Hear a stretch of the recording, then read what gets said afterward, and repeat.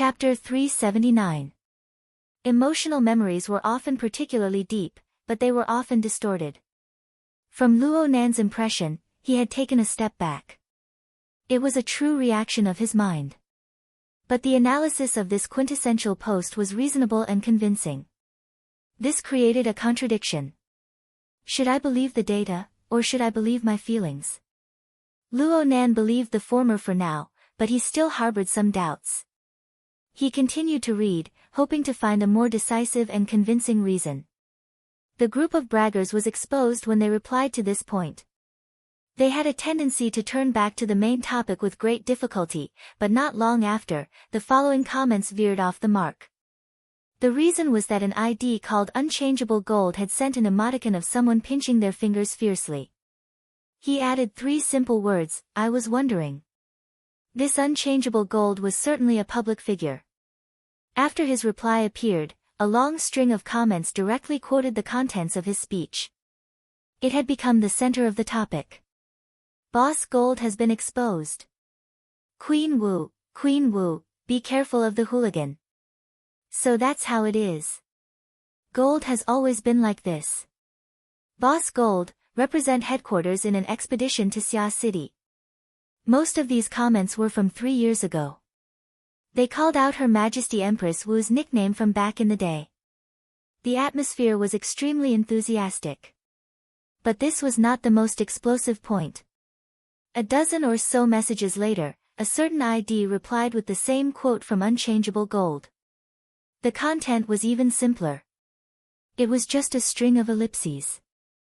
But it was this simple symbol that caused a group of bored people to clamor as they pounced over. They replied one after another in remembrance. It was no wonder that they were not calm. The person who came later was the true source of all evil, the instigator of all evil. Wu Ming. No one knew what happened back then. The current ID of Her Majesty Empress Wu was dyed with the most distinguished purple gold color of the society. She was the symbol of a veteran, a powerful person, and a person with real authority in the society. After she personally replied, the comments below truly exploded. One could vaguely feel the fiery atmosphere of the time from the dense overlapping of the messages. But strangely enough, there were still people who came to pay homage to this temporary hot spot. Luo Nan scrolled to the end and saw that the latter half of the replies were mostly, "Boss Gold is dead. Burn incense if you have something to do. Ambition is not far. The soul has returned. I don't believe that Boss Gold has disappeared. Sit and wait. Missing?" The range of public figures who had been missing for 3 years was very small. Luo Nan subconsciously opened up Unchangeable Gold's personal page. The entire page was gray in color, but the information of his rank, position, achievements, and honor were all preserved. Looking at it this way, it was easy to understand. Back then, Director Jean was most likely a purple gold certified person, which meant that he was the branch president, the headquarters deputy secretary, and a senior elder. Among this group of people, the strength of B class was considered low. The real ones were B plus or even a class, which was the level of extraordinaries. However, he had been missing for many years, so he must have missed the qualification certification process that was held once every 10 years. The relevant benefits were temporarily frozen, and the display of his ID had also become ordinary. Only this locked page and the old posts from back then had some traces left. Luo Nan really did seem to have heard of this before. It was most likely in bamboo poles, notes on the most important people of the world, course. It shouldn't have been listed separately, but... Luo Nan recalled that there had been an extremely famous case of extraordinaries going missing in recent years. The Maple Pavilion case. Luo Nan flipped through the information given to him by bamboo pole. His memories from the class became clear. This Mr. Unchangeable Gold was indeed a legendary character. Rumor had it that he was one of the first capital tycoons to strike it rich after the war. He had a net worth of hundreds of millions, but he had awakened to extraordinary powers by chance. He had been infatuated with them ever since, so much so that he had spent all of his wealth in order to take a step forward in cultivation. Perhaps the heavens had been moved by his determination to spend money, or perhaps the extraordinary powers he had awakened to were truly astonishing. He had advanced to become an extraordinaire in the 80s, becoming one of the most apex existences on the planet. After that, he resumed his old business and entered the sea of business. He opened a chain of hotels called the Maple Pavilion. He had brains and the status of an extraordinaire. He had opened hotels all over the world in a short few years, rushing to enter the top 100. His net worth was even greater than when he had first made his fortune. By now, no matter how one looked at it, this Mr. Unexchangeable Gold was a true winner in life. His experiences were wonderful and perfect. However, normal people couldn't understand the world of great experts.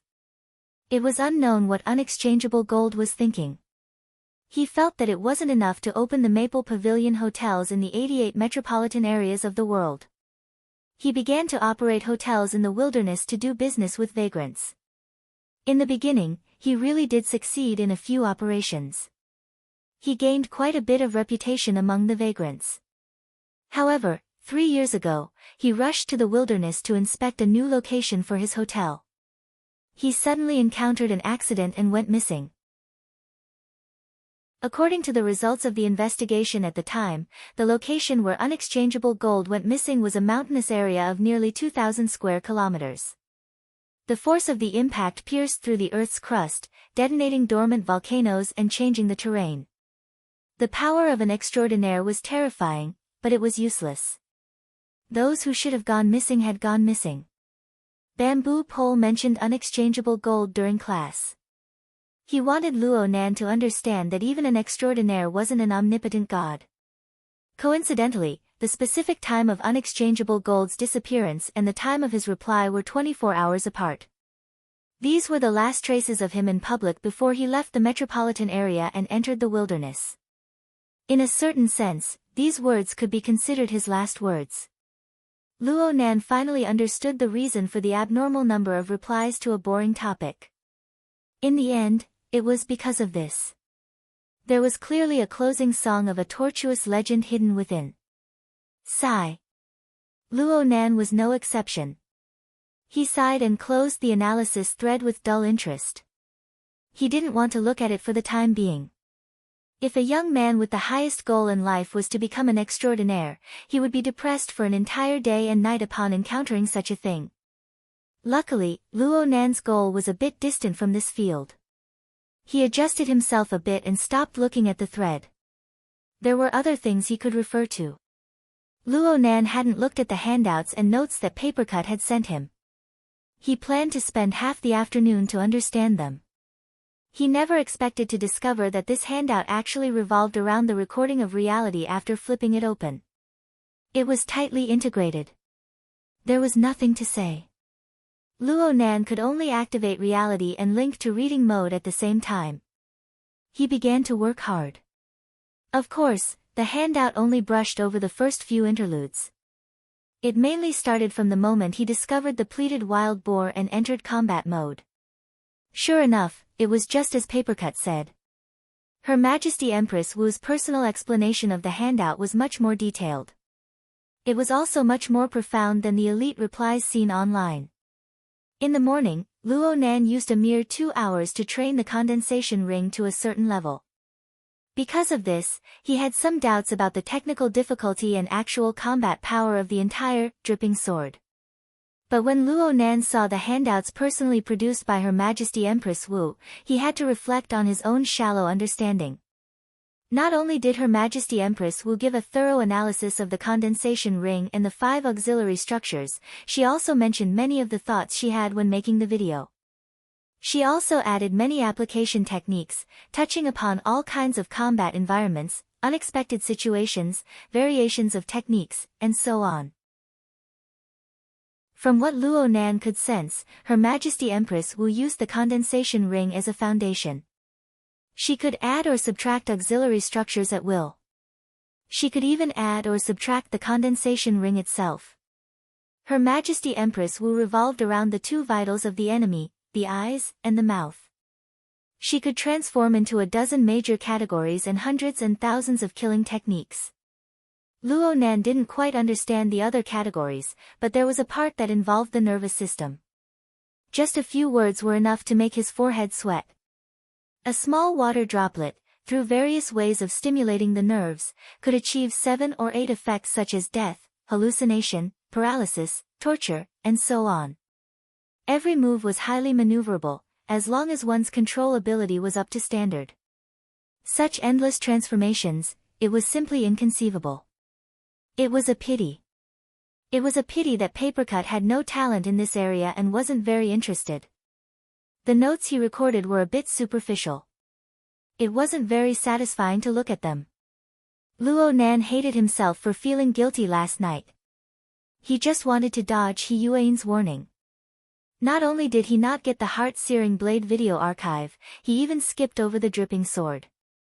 He read the handouts and notes from beginning to end, but he was not satisfied and wanted to read them again. He didn't expect to find another video at the end of the notes. It wasn't long, only 2 or 3 minutes. It was President Ouyang's concluding speech. Papercut had recorded it on the spur of the moment. At that time, there were more than 100 people sitting in the circular conference room. They were the backbone of the branch. Luo Nan looked around and found a few familiar faces. In the center of the conference room stood Ouyang Chen and Her Majesty the Martial Empress. Slightly to the side, Old Man Yu sat in a wheelchair, occupying a corner. The 3 heavyweights of Xia City appeared in unison. The standard of this intermediate training class was already top-notch.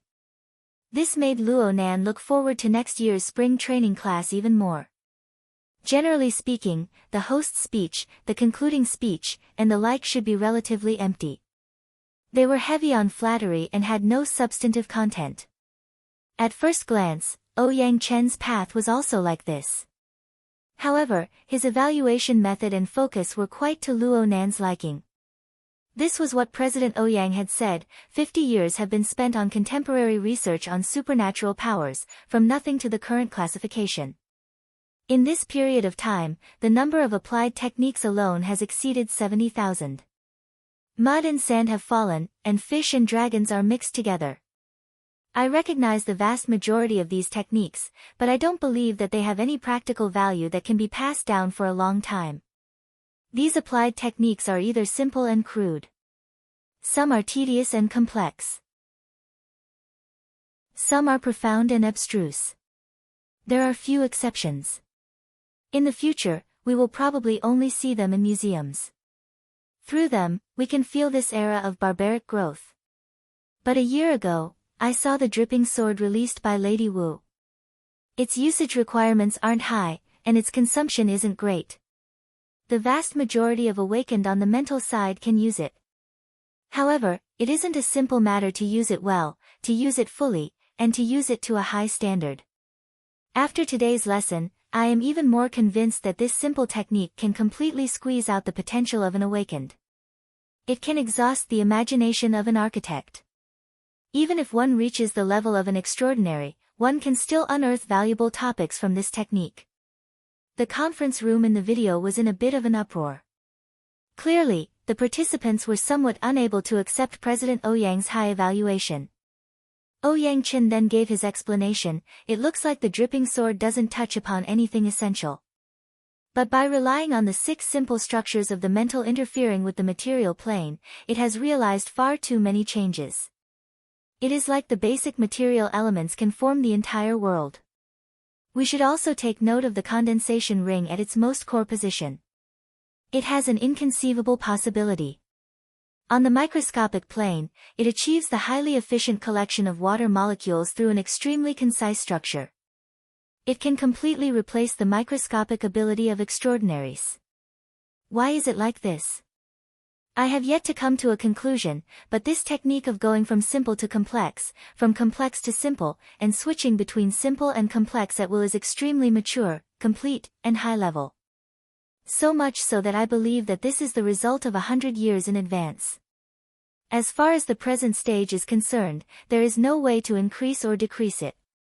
There is nothing to nitpick about. As a user, I can know how it is, but I don't know why it is. But as a researcher, I must bow and pay my respects to this genius and exquisite design. Then President Ouyang really did turn around. He bowed his back toward the faintly smiling Her Majesty Empress Wu. The video ended here. Truly kick-ass. Luo Nan gave this crude praise to both Her Majesty Empress Wu and to President Ouyang. Using an imprecise expression, a water molecule had a diameter of approximately 0.4 nanometers. Even though Luo Nan's soul strength had advanced by leaps and bounds, his precision was barely able to touch the micron level. There was still quite a bit of distance from the nanometer scale. Under normal circumstances, Luo Nan did not know how long it would take for him to effectively collect water molecules by relying solely on his soul strength. But now, a tiny basic structure had accomplished this. Luo Nan was unable to figure out the mysteries within with his current level of knowledge, no matter how hard he tried. The puzzlement was hard to resolve, but it was also full of admiration. So much so that Luo Nan had a thought. It seemed that bowing to this legendary lady was not unacceptable. Another afternoon passed after Luo Nan finished reading the handouts and notes. The condensation ring gathered a small bead of water by Luo Nan's side. It was the size of a fingertip. This was already the limit of its volume. According to Her Majesty Empress Wu, Luo Nan's usage belonged to the thankless type. However, even that legendary lady would never imagine that Luo Nan possessed a production line that produced an unending stream of soul strength. When the in and the out were completely disproportionate, there was no need to measure anymore. It was fine as long as he was willful. With a slight stir of his thoughts, the bead of water he controlled was like a sword pill from a novel. It leaped and flew, coming and going freely in the room, doing as he pleased. The materialization of supernatural abilities gave him a greater sense of achievement compared to the soundless siege hammer. There was only half a day left in his closed-door cultivation. His plans could not keep up with the changes. Luo Nan's cultivation plan was far from reaching his expectations in order to clean up his mess. The dripping sword had become the most unexpected harvest. It should be firmly grasped. What?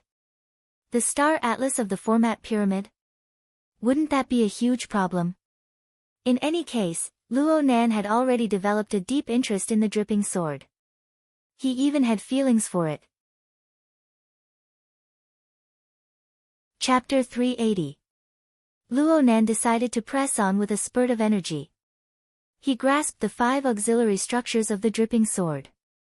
In his opinion, this was possible. The 5 structures of amplification, acceleration, sharpening, explosion, and guidance were all built around the condensation ring. The complexity of the structure was low, and the requirements for precision were also very limited. Especially the range increase, acceleration, and guidance. These 3 structures that increased the effects of control were just extensions of the condensation ring. Luo Nan only needed an hour to master them very well. Of course, this was partly due to the sturdiness of the condensation ring, which allowed him to practice on it again and again. He did not have to worry that the crude auxiliary structure would explode and cause him to start all over again. Luo Nan was already able to make the fingertip-sized bead of water dance up and down within the room. If he urged it with all his strength, it would be like a streak of water slicing through the air. It would only be able to see the light, but not the shadow. Then it would slap onto the wall. It was truly a tragic car accident. The 3 auxiliary structures had exploded on the spot, and the water accumulated in the condensation ring had all been left on the wall, flowing down the wall. Only the structure of the condensation ring had withstood the test. Luo Nan also knew that the room wasn't suitable for training, so he cast his gaze towards the sun-covered courtyard. The condensation ring, which was still accumulating water, was driven by Luo Nan to smash into the screen window. The screen window was breathable, but this condensation ring was already at the micron level. The fine mesh had no effect on it. After exiting the window, in just 2 seconds, the auxiliary structure and water were all replenished. Luo Nan had a good feeling as he watched the water vapor gather and scatter around the condensation ring. Controlling the bead of water to fly here and there felt even better. Without the restraints of the ceiling and walls, the water droplets initially flew randomly in the yard, but then they spread out in circles. Finally, they passed through the roofs and branches of the community until they flew more than 2 kilometers away. People came and went in the community on the weekend, but no one noticed the water droplets passing over their heads. Even if they did, they would only catch a glimpse of the light at most. They could not understand the truth behind it. The water droplets that were controlled by soul power could naturally reach the location covered by soul power. However, Luo Nan also comprehended Her Majesty Empress Wu's philosophy as he operated. As the distance between him and the water drop sword grew longer, he needed to expend more soul energy to maintain his connection. It also required many auxiliary structures to adjust. While making use of them, they also had to pay attention to the problem of running in. After all, it was the interference of the mind with the material plane. If there was no order between the two, it would cause unnecessary consumption and interference. As for how to ensure the most effective cooperation, there was only one way: practice. Without going through hundreds or thousands of mistakes, it would be impossible to understand the subtle and complicated relationships hidden within. Needless to say, training full of mistakes also consumed a lot of energy. According to the general knowledge Luo Nan grasped during this period of time, even if the basic structure of the condensation ring wasn't damaged, Luo Nan just needed to adjust the other 3 auxiliary structures. It would take roughly half an hour to reach the limits of a mentally enhanced awakened. However, Luo Nan didn't need to consider the issue of consumption at all. He only felt that the feeling of hitting wherever you pointed, within a range of more than 10 square kilometers, was super cool. He even thought that if he extrapolated from this logic, wouldn't it mean that as long as his soul left his body, wouldn't he be able to run around the streets with the dripping sword? Moreover, with his soul body's sensing range, if he was in the Nade district, he would be able to cover the entire Nade district. If he was in the River Wu district, he would be able to surround the entire River Wu district. How was this dripping sword compared to the flying sword in the ancient legends to behead people? Thoughts spun in and out of his mind, but in the end, he just shook his head in self-mockery. The lethality of the dripping sword was extremely limited, and it was difficult to control and transform it. There was a most basic bottleneck that determined his train of thought to be nothing more than wishful thinking. The out-of-body state was similar to what ancient metaphysics called the yin spirit leaving one's body. There was no material medium. Though one could travel 1,000 miles in one night, one could not do anything to the material world. There was no interference power to speak of. In this way, as long as his soul left his body, the condensation ring would naturally. Luo Nan's mind was suddenly stupefied. After the blank period passed, his previous train of thought was completely washed clean. The following thoughts were like grasslands after a spring or summer rainstorm. They grew endlessly. What would happen? What would happen to the condensation ring after his soul left his body? That's right. Soul strength needed to have a material medium in order to be used in the material world. If he first left his body and then made the condensation ring, his interference power would not reach a certain level. He would never be able to carve it into shape. But now, he had already made the condensation ring in advance. He had embedded this precise structure into the boundary between the mental and material planes. Though its nature was rather subtle, it was already an actual existence from the perspective of the material plane. It was tantamount to him having made a machine. This machine could automatically gather raw materials, water molecules, and carry out production. All that was left for him to do was to fill it with fuel, soul strength. In this way, when his soul left his body, the condensation ring would be the medium. It would be the medium. It would be the medium. It would be the carrier. It would be possible to realize interference. Wasn't that right? Luo Nan lay down on his bed, cutting off all his thoughts. It was better to directly test things out than to think about it. Even if he failed, he would only lose a fine-level condensation ring. At this stage, he would just lose a piece of blue equipment. As he mentally prepared himself, he decisively went into an out-of-body state. In the next second, he pulled his soul out of his body and floated out the window. He floated side by side with the 1 centimeter diameter water bead under the warm afternoon sun. There was quite a bit of time between now and noon, but the slanted rays of sunlight and the dense yang energy in the air still transformed into formless astral winds. They blew endlessly against his soul body, and the consumption of soul strength suddenly rose by a large amount. There were very few B-rank powers who could go into an out-of-body state. Very few of them would brazenly go astray in the day and compete with nature in the first 2 or 3 years after they reached this realm. Student Luo Nan relied on the format pyramid production line to produce soul strength in an unending stream. He had abundant stamina and was able to do this willful method. Luo Nan still didn't consider the problem of consumption. Right now, he only paid attention to the condensation ring. The water bead had yet to collapse on the purely material plane, and there was no obvious wear and tear. As for the condensation ring at its core, it was extremely stable. It steadily consumed soul strength. Everything was calm and tranquil. It was natural. This feeling was like being engraved in a lens. It was preserved in a negative, the moment of a swift paddling through the water. Though the water mark was shallow, it was nearly permanently engraved. The infusion of Luo Nan's soul strength gave this simple remnant image a new layer of color. Through a different form, it obtained a life force. Perhaps there was a problem with the analogy he chose. Right now, Luo Nan's heart was filled with a swift, causing a nearly delusional realization to appear in him. It involved the mutual interference between the mental and material worlds. Luo Nan felt that when the interference occurred earlier, the user seemed to have warped time and space to an extremely small extent. The user had intercepted an extremely minute fragment from the endless river of time that Luo Nan had experienced. Then, the user had used soul strength to endow it with new meaning. Damn it! This topic was too deep. If Luo Nan thought a bit deeper, his brain capacity would explode. Plus, his train of thought had clearly gone astray, so he decisively gave up. In any case, the facts before his eyes verified Luo Nan's initial thoughts. There was no problem at all with continuing to control the condensation ring after his soul left his body. The two naturally intersected. There was a continuation of a timeline and a cause and effect relationship. Who created who? Who attached to who? It formed a very interesting circle. Luo Nan had a faint conjecture.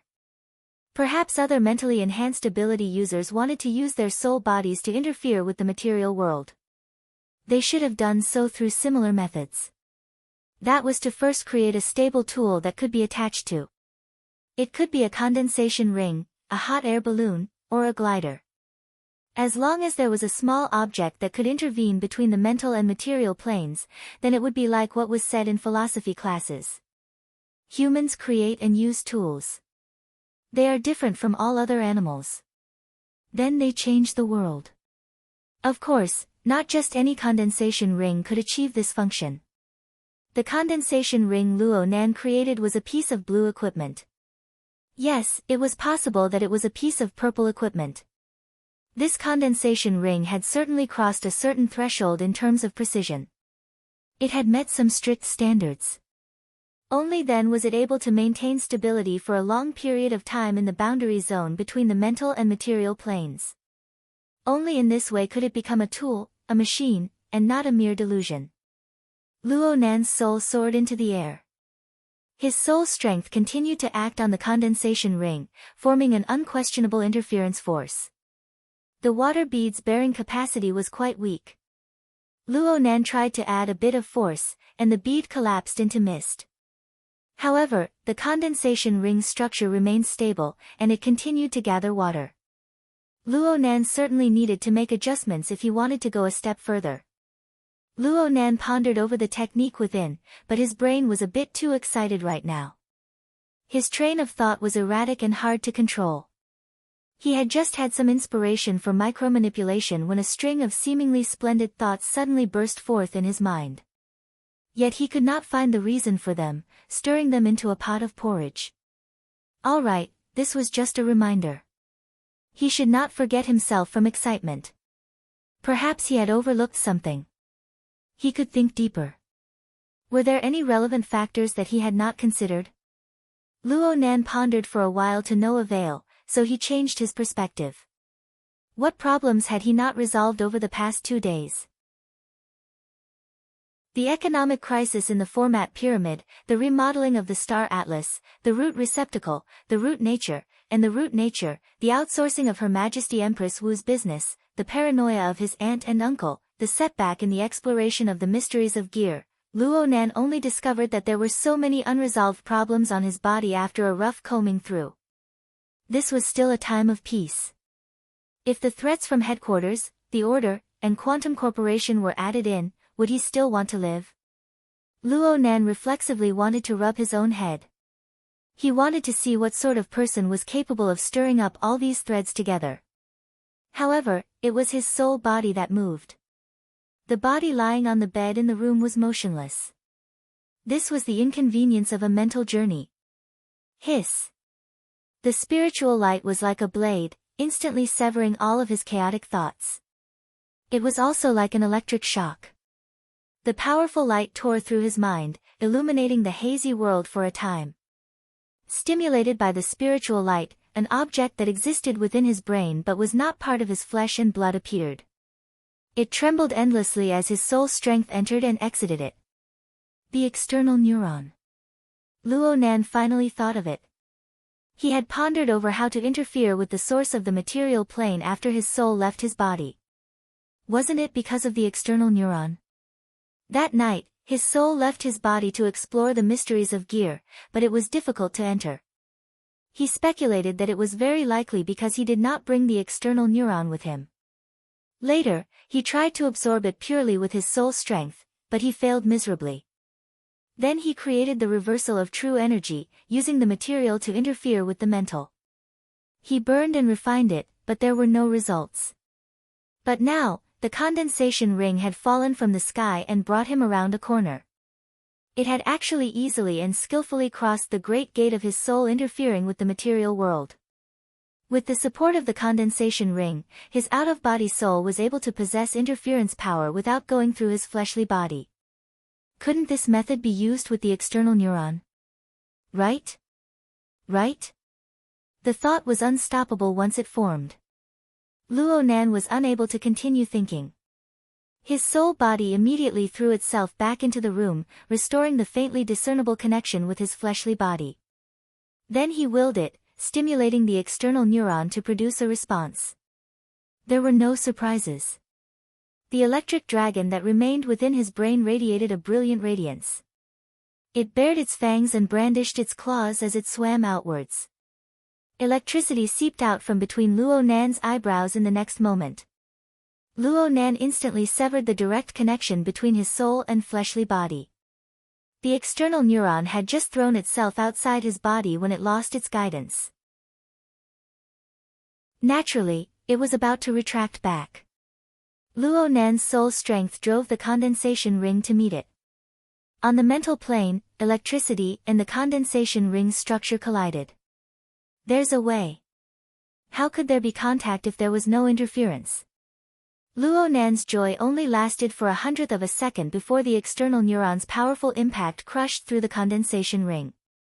The accumulated droplets of water simply collapsed into mist, leaving not a single drop behind. The 3 auxiliary structures that supported the condensation ring were instantly wiped out. As for the condensation ring itself, it shook violently. Luo Nan's heart sank. Was the condensation ring's carrying capacity still insufficient? Before Luo Nan could find a basis for his rising and falling emotions, the electricity of the external neuron instantly split apart. It actually followed along the structure of the condensation ring, changing and flowing. It was like a special kind of ink that followed along the traces in the void to re-inject itself. In turn, Luo Nan's soul strength was affected by the pull. It followed the traces left in the void and walked once more. Luo Nan had a clearer understanding of this process. Oh, that's not right. How was this filling? This was simply using the structure of the condensation ring as a mold. Electricity took the lead, and the main body of the external neuron came afterwards. Holy crap! Luo Nan could only watch helplessly as the condensation ring he was so proud of exploded by the external neuron. There was no luck to speak of.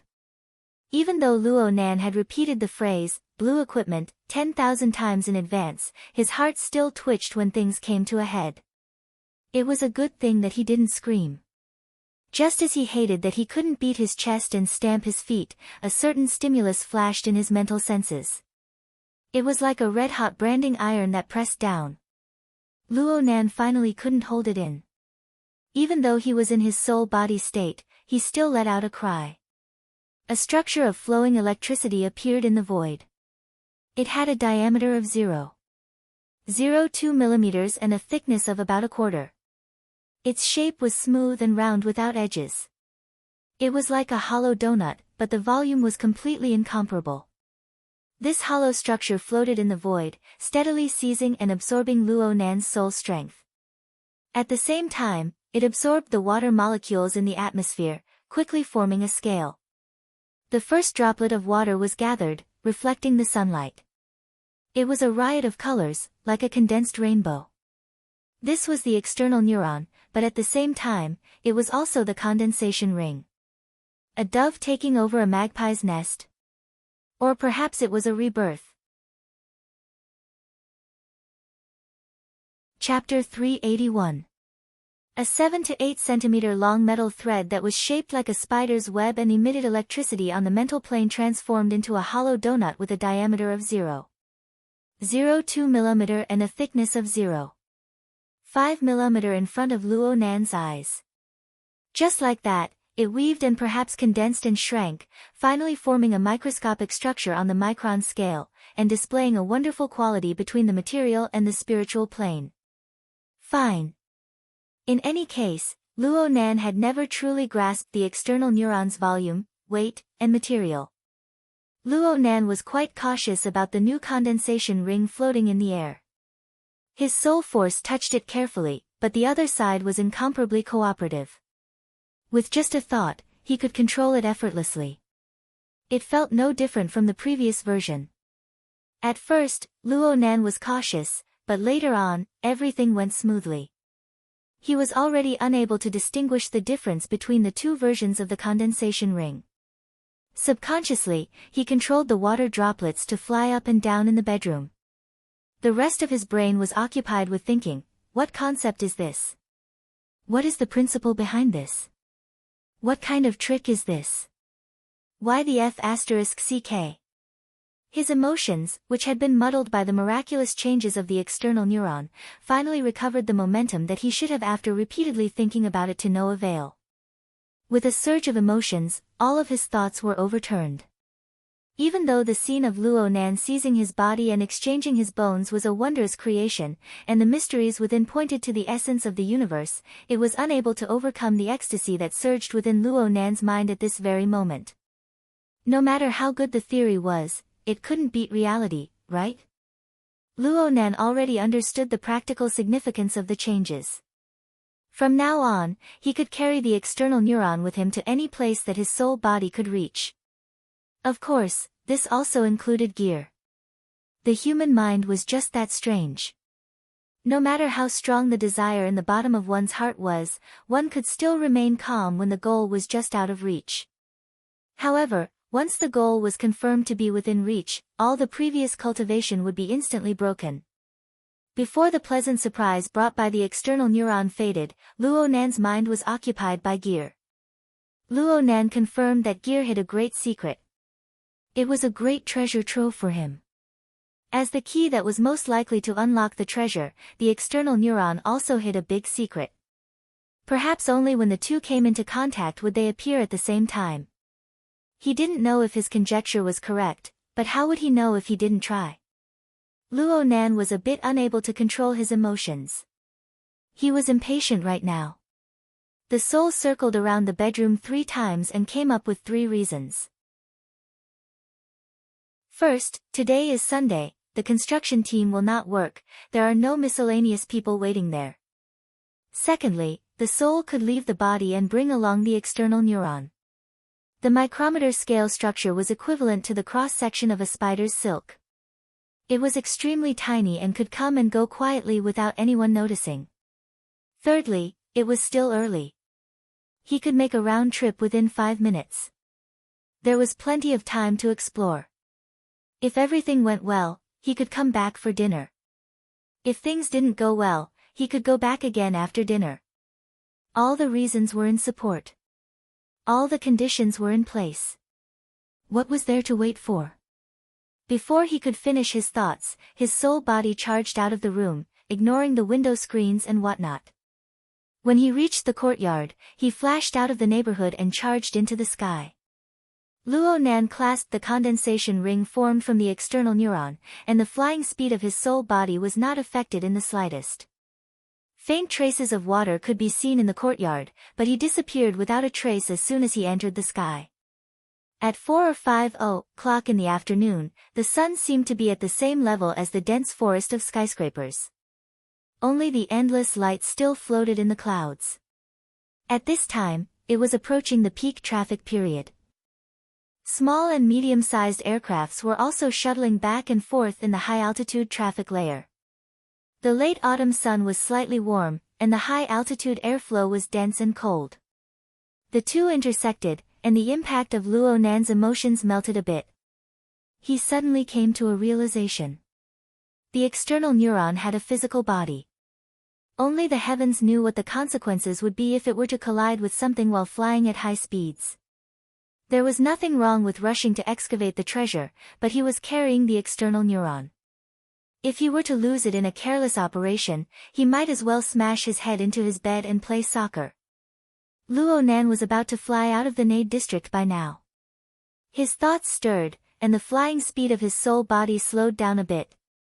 He was a bit further away from the uppermost traffic layer. As for the condensation ring formed from the external neuron, it floated in front of his soul body all this time. The condensed bead of water had lost too much energy from flying at high speeds.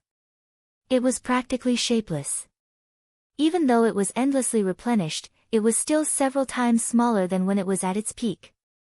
An odd thought crossed Luo Nan's mind when he saw this situation. In the next moment, he used his soul strength to guide the external neuron into the interior of his soul body. As long as he didn't get into a car accident, the external neuron would be fine. The feeling of his soul body swallowing the external neuron was very subtle. This was because there was a constant transmission of soul strength between them. After the external neuron was absorbed into his body, this transmission relationship was completely assimilated into the interior of his soul body. The process was roughly like this: the soul body would first pour soul strength into the condensation ring that the external neuron had reconstructed. The power of nothingness would naturally possess the nature of interference power. It would gather the water molecules in the void. Under the high-speed flying state, the bead of water would be lost at every moment, but it would be endlessly replenished. The early stages of the accumulation of water molecules existed on the nanometer scale. Luo Nan could do nothing about it, but he could sense the large-scale condensation of water vapor in the later stages. This feeling was like the soul body inhaling and exhaling water vapor, carrying out a peculiar breathing. It naturally formed a connection with the outside world. In the traditional sense, the soul body was only at the level of a yin soul. Of course, it was impossible to realize such a connection. In fact, the source of this phenomenon came from the new version of the condensation ring. The interference power emitted by the condensation ring gathered water, and it acted back on the soul body itself. It permeated into every corner of the soul body. And then, Luo Nan's high-speed flight came to an abrupt stop. He hovered high in the sky, and below him was the stream of light from the aircraft whistling past. It was as if the entire city was operating at high speeds. Only he stood alone in the sky, distancing himself from the world below him. He didn't have the leisure to sigh with emotion. He just happened to find an interesting processing machine for his soul strength. This machine swallowed nothing and came out something. It absorbed 0 and came out 1. It burned nothingness and condensed reality. This was the condensation ring. This was the external neuron. As the interference power gradually pervaded, it was as if a set of incorporeal skeletal meridians had been stuffed into the soul body. It was draped with flesh and tendons of the same nature. Well, this description was a bit too exaggerated. A more realistic way of saying this was that Luo Nan's soul body seemed to be plated with a layer of gradually closing incorporeal yet marvelous membrane under the full effect of the interference power. Figuratively speaking, Luo Nan's soul body seemed to have turned into a cloak. Luo Nan's core consciousness resided in the center, and he made contact with the mental and material worlds at the same time through this cloak. The cloak became the facet of the mental and material worlds, intersecting with both planes. It was thin to the point of nothingness, but it had marvelous effects. Luo Nan's consciousness was wrapped in this cloak, and it had a bit of an independent flavor. It seemed that there was an indescribable layer of separation between the mental and material planes. The feeling was subtle. The current Luo Nan was no longer on any plane. Instead, he existed in the interlayer between the mental and material planes. Wherever his mind went, he would sink in that direction. Of course, he was in a soul-body state right now, so he naturally leaned towards the mental plane. The resistance he faced on this side was minimal, close to zero. Forcefully interfering with the material plane would certainly consume a lot more energy, and there would be a few more links. But no matter how much energy was consumed, it was still a breakthrough in his essence. Luo Nan's consciousness suddenly flashed, and the incorporeal cloak stirred. It heavily smacked the nearby void under the surge of soul strength like a storm.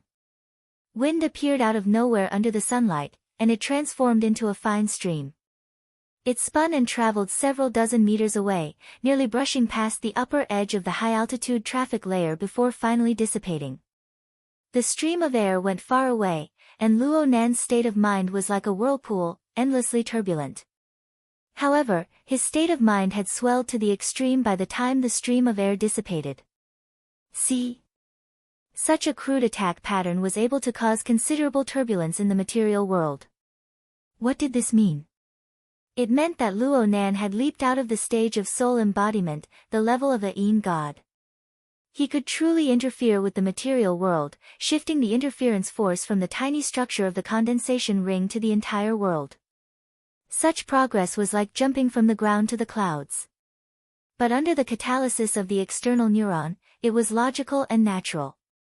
This was because this was a jump from nothing to something. It was a qualitative change from 0 to 1. 1 begets 2, 2 begets 3, and 3 begets all things. It evolved into limitless possibilities. It was impossible to overstate the great significance of the external neuron from this perspective. And to put it bluntly, all of this was brought about by the external neuron. How did it accomplish this? In the end, what kind of product was it? What else could it do? It could serve as the framework for Luo Nan's God gear. It could serve as the materialization of the structure of nothingness. It could serve as the pivot for the transformation of soul strength. And all of this seemed to have only unearthed a small side of the external neuron. It could do much more. For example, gear, gear, gear, gear, gear. The more doubts Luo Nan had in his mind, the more expectations he had for gear. He knew that this sort of mentality wasn't healthy, but he was unable to endure it no matter what. His soul body suddenly entered a state of flight once more, and its speed increased. Right now, his connection with the outside world grew more and more real. His perception of the late autumn setting sun and the high-altitude cold wind grew clearer and clearer. It was to the point where he forgot himself. He roused his power and howled to his heart's content. He didn't deliberately attack the material world, nor did he have the substantial power to stir the void. But the incorporeal attack on the mental plane still rapidly spread in all directions. It was fortunate that Luo Nan hid himself deep enough on the mental plane. He didn't go to a depth where most ability users could probe and create a major event. Even if he did create a major event, Luo Nan couldn't care less. He cut into the Pingjiang district of Acumen College in the blink of an eye. Gear was already in sight within the range of his mental senses with a radius of over 20 kilometers. At this very moment, there was nothing else that could attract Luo Nan's attention other than Gear. But there was a difference in the magnitude of the attractive force within the various regions of Gear. Luo Nan's mental senses covered the area, and he locked onto the westernmost region of the building on the ground of Gear. It was a large atrium 50 meters deep and 20 meters in diameter. With a sudden jump, Luo Nan's soul body cut into Gear. He arrived within the atrium and floated in the center. His feelings of urgency and anticipation suddenly transformed upon reaching his destination. Luo Nan began to become nervous. He was just as anxious as he was before. He was just as anxious as he was now. His emotions transformed to the fullest, not missing a single bit. The fluctuations of his mood didn't affect his perception at all. Within the atrium, the entire structure of Gear guided and gave birth to a chilling aura. It was just like what he experienced on that night. Wave after wave of energy gathered here. After the orderly flow of energy shifted, this place lost all dominance and became chaotic. The ticking sounds rang out on the mental plane. They seemed to have a clear rhythm, but they didn't have any direction. It was like someone had purposely messed up a password lock, waiting for a successor who knew the secret to come and crack it. Of course, the successor would need to bring a special key. Luo Nan's soul body floated in the air. He suppressed his turbulent emotions and sensed earnestly for a moment. He confirmed that the current situation was no different from that night. He followed the solution from last time and gave himself a boost. He stirred the chaotic aura within the atrium once more. Last time, Luo Nan's boost revealed a classical visualization structure. It was the geometrical figure of a tetrahedron, inscribed sphere, and circumscribed sphere. But as the format pyramid transformed into a star atlas, the external symbol this time changed into a rotating nebula. Its appearance was greatly different. But the effect was the same. It gave this space a thrust of order. It began the process of cyclotron acceleration like a particle accelerator. Once this process began, there was no option to slow down or stop it. Luo Nan's soul body floated alone in the atrium. He calmly welcomed the crazy scene of layers of restriction, rotation, and acceleration. He also experienced the myriad curtains that fell on the mental plane. The layers of strange information intersected. He knew long ago that the mental plane in his eyes was different from the vast majority of ability users. The mainstream theory of the structure of the mental plane divided the mental plane into 3 zones, 1 region, and 1 domain. It was simple and clear. But from Luo Nan's perspective, the mental plane was a deep multi-layered structure. There were hundreds of layers, thousands of layers, and there was no end. The vast majority of phenomena on the mental plane of the inner world could be calmly explained using general theory. In comparison, Luo Nan's perspective was far too cumbersome and complex. However, Luo Nan had never seen an explanation that was more accurate and appropriate than his multi-layered curtains perspective in describing President Ouyang's logic world. Yes, the logic world. Luo Nan never stopped pondering over the strange phenomena within the atrium over the past 2 days. He already felt that the atrium cyclotron he sensed right now was actually a bit similar to the logic world. At the very least, it was a method of distorting the mental plane.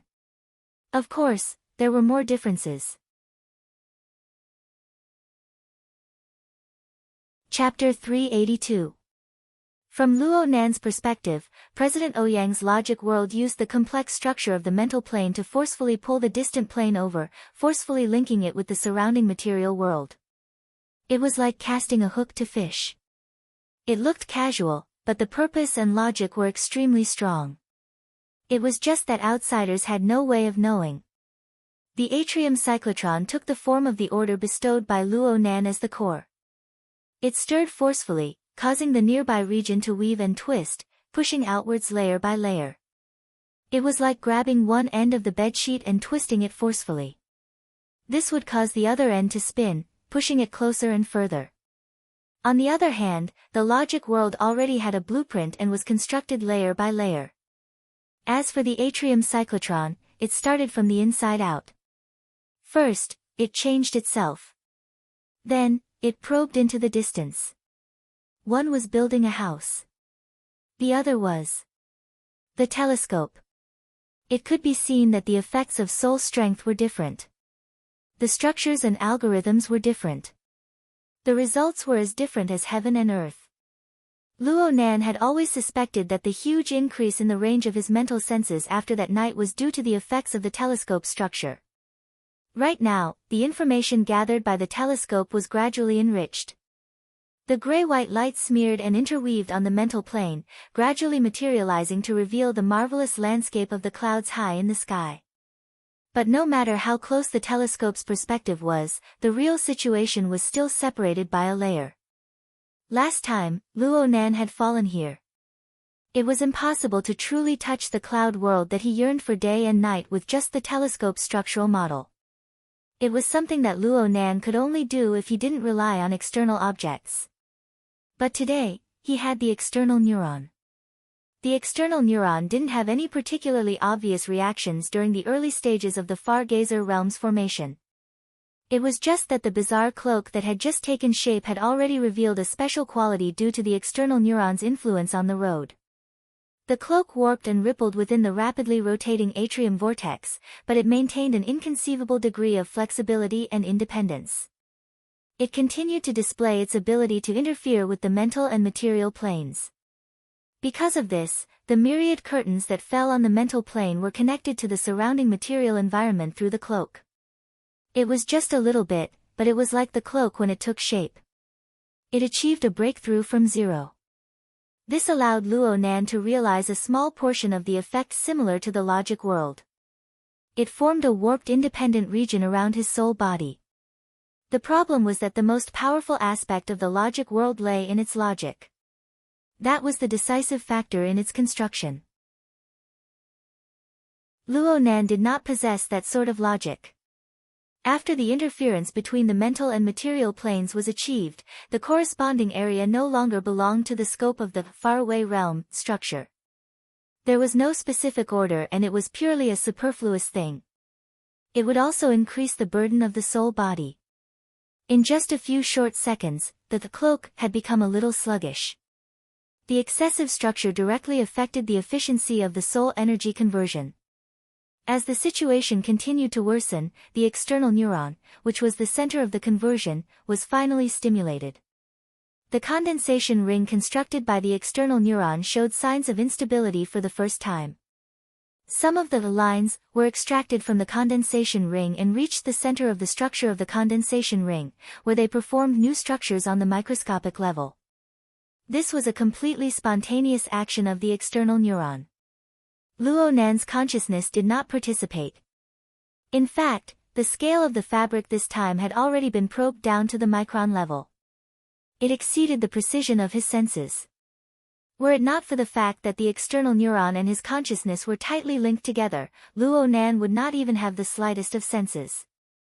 Though this was the case, Luo Nan's state of mind was pounding and throbbing.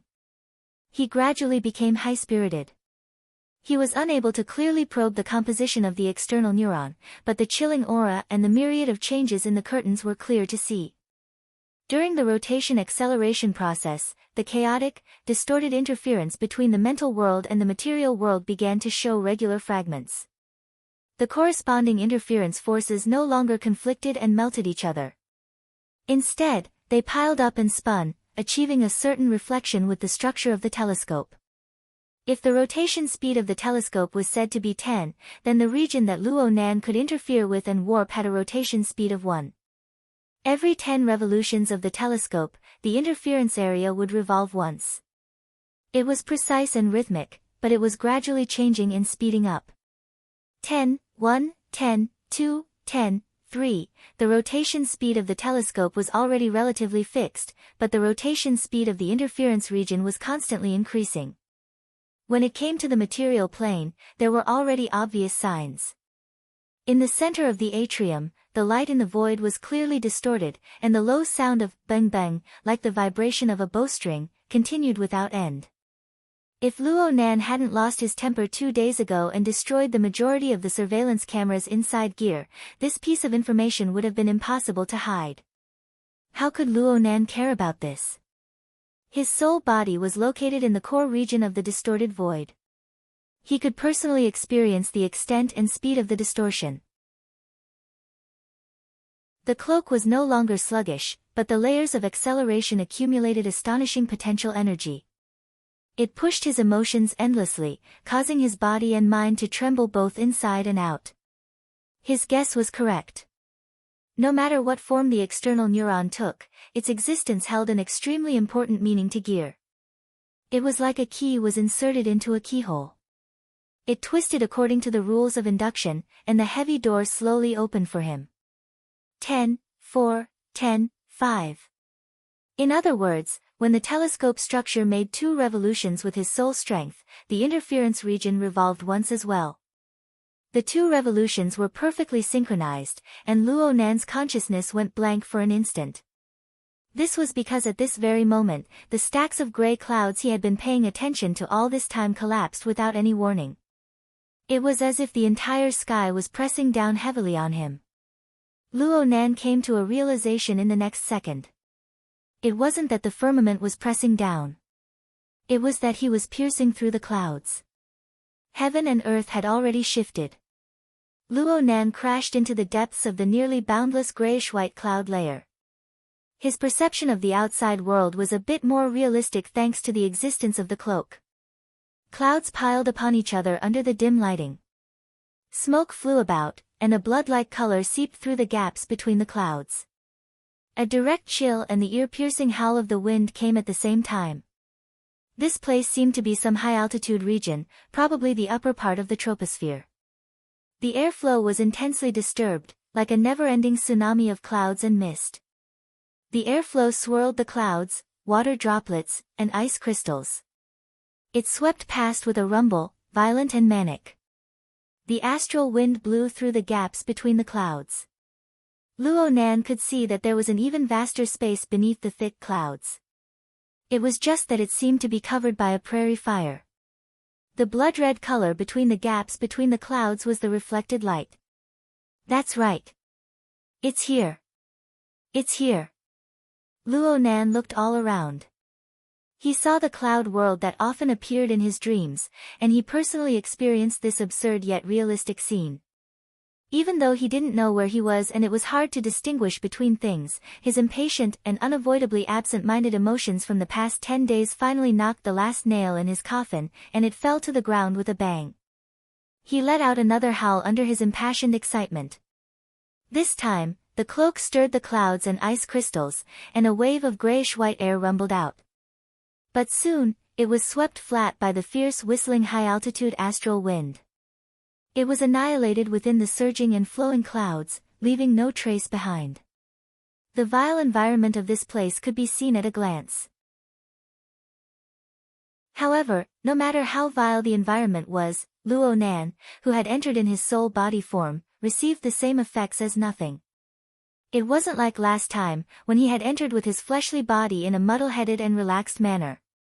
Since he didn't have the ability to fly, he fell madly all the way. It was hard not to be flustered under the darkness of the sky. He held on for a dozen or so seconds, worried that he would fall to the ground and die without a corpse, so he could only move out. He never expected that it would be so difficult to enter again. In any case, it was hard for Luo Nan's imagination to run wild when faced with such a vast world and experienced such a marvelous and strange place. In the final phase of Gear's atrium, the telescope became a silo under the magical effect of the external neuron. Luo Nan was directly transported to this cloud layer of unknown origin and unknown position. Only the heavens knew how far this place was from Xia City in Gear. A few hundred kilometers. He had never heard of a similar environment around Xia City. Tens of thousands. All right, this was very fantastical. It was very pretentious with extraordinary power. It was useless to let one's imagination run wild. Though it was difficult for Luo Nan to enter this place this time, he was 1,000 times more relaxed than last time. He decided to observe carefully and gather as much information as possible to provide a basis for his later judgment. Observation and reconnaissance had always been Luo Nan's strong suit. Pure observation combined with the living starry sky gave him an effective observation range of over 20 kilometers. Aside from extraordinaries who were unable to grasp accurately, this was a top-notch observation range in the modern world. And as the saying goes, knowing one's self speaks for itself. After Luo Nan comprehended the principle of the structure of the telescope, the utilization of his soul strength had a clearer goal. He consciously adjusted and optimized it, and there was still considerable potential to be excavated. If this continues, it won't take too long to break through with an observation range of 25 kilometers. But who the hell can tell me which part of the world has a cloud layer that exceeds 50 kilometers in thickness? And it doesn't even have a boundary? Luo Nan was at the peak of a young man's memory. His general knowledge of geography was quite decent.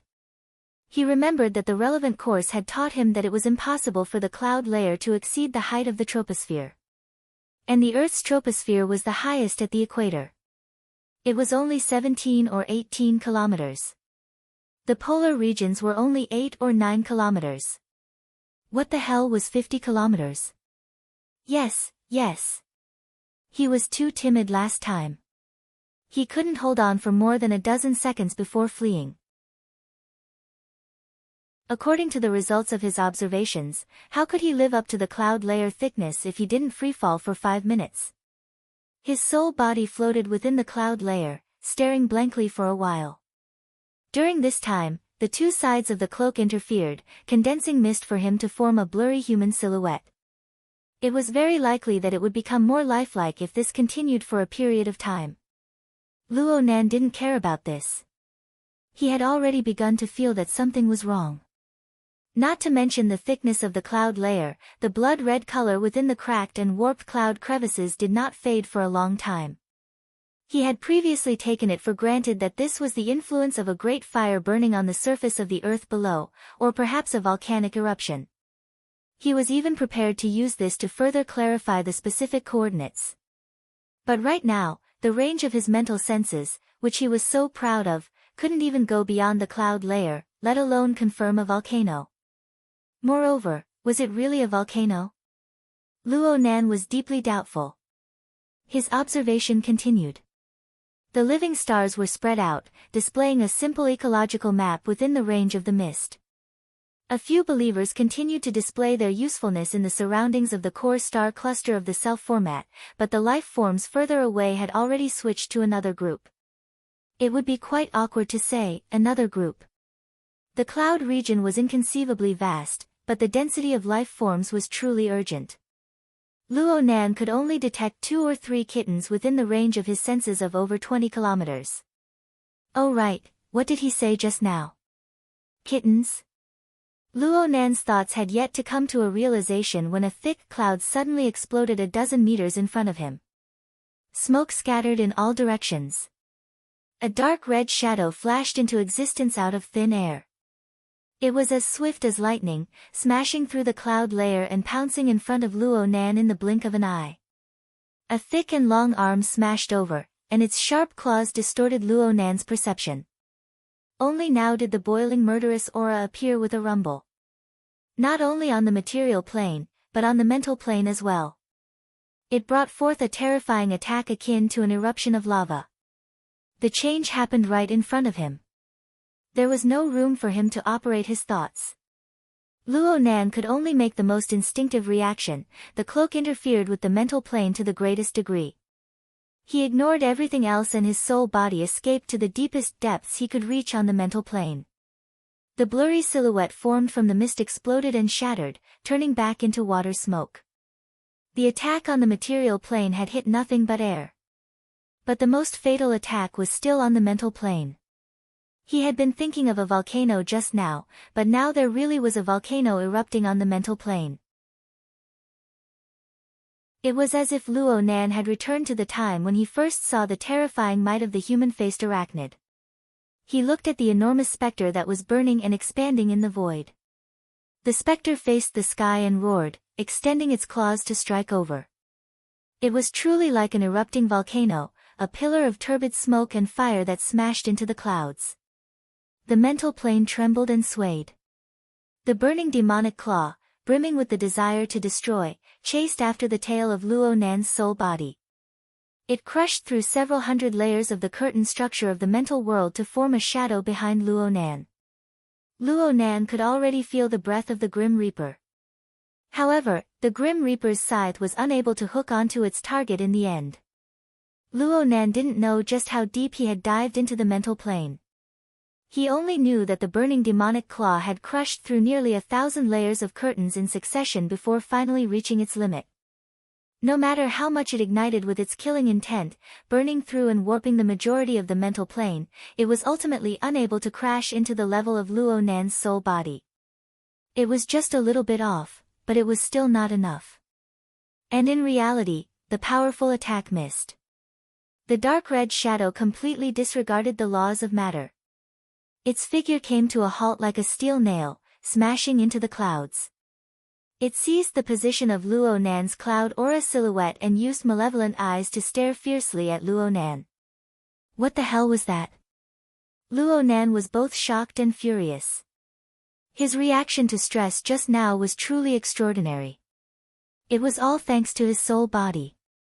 If his fleshly body had come in, wouldn't he have been smashed into a meat patty just now? No, from the speed and strength of the attack just now, he would probably have been blasted into smithereens. He would have died without an intact corpse. It was fortunate that he hadn't encountered such a situation the last time he came in. Otherwise, today's matter wouldn't have happened. Right now, Luo Nan was like entering a wildlife sanctuary. He was sitting in a fully armed tour bus, separated by a layer of transparent glass. He was in close contact with a dangerous ferocious beast. As for the ferocious beast, it was entrenched in the clouds, revealing its malevolent body. Its height should be between 5 to 7 meters. The reason why there was such a large discrepancy was because its body was crooked like an ape. Its forelimbs hung down, making it hard to judge. Chapter 383. The skin of the beast was dark red, and its bulging muscles were covered with a layer of fine scales. Its bald skull was wrapped in a thick layer of wrinkled skin. The top of its skull was deeply caved in, and its eyes bulged out. Its pupils were dark red, and its background was dark yellow. Its mouth and nose were almost indistinguishable, forming a circle of dark purple that looked like a paste. Saliva flowed from its mouth, making it ugly and ferocious. Just by looking at its appearance, there was no doubt that it was some kind of mutant species.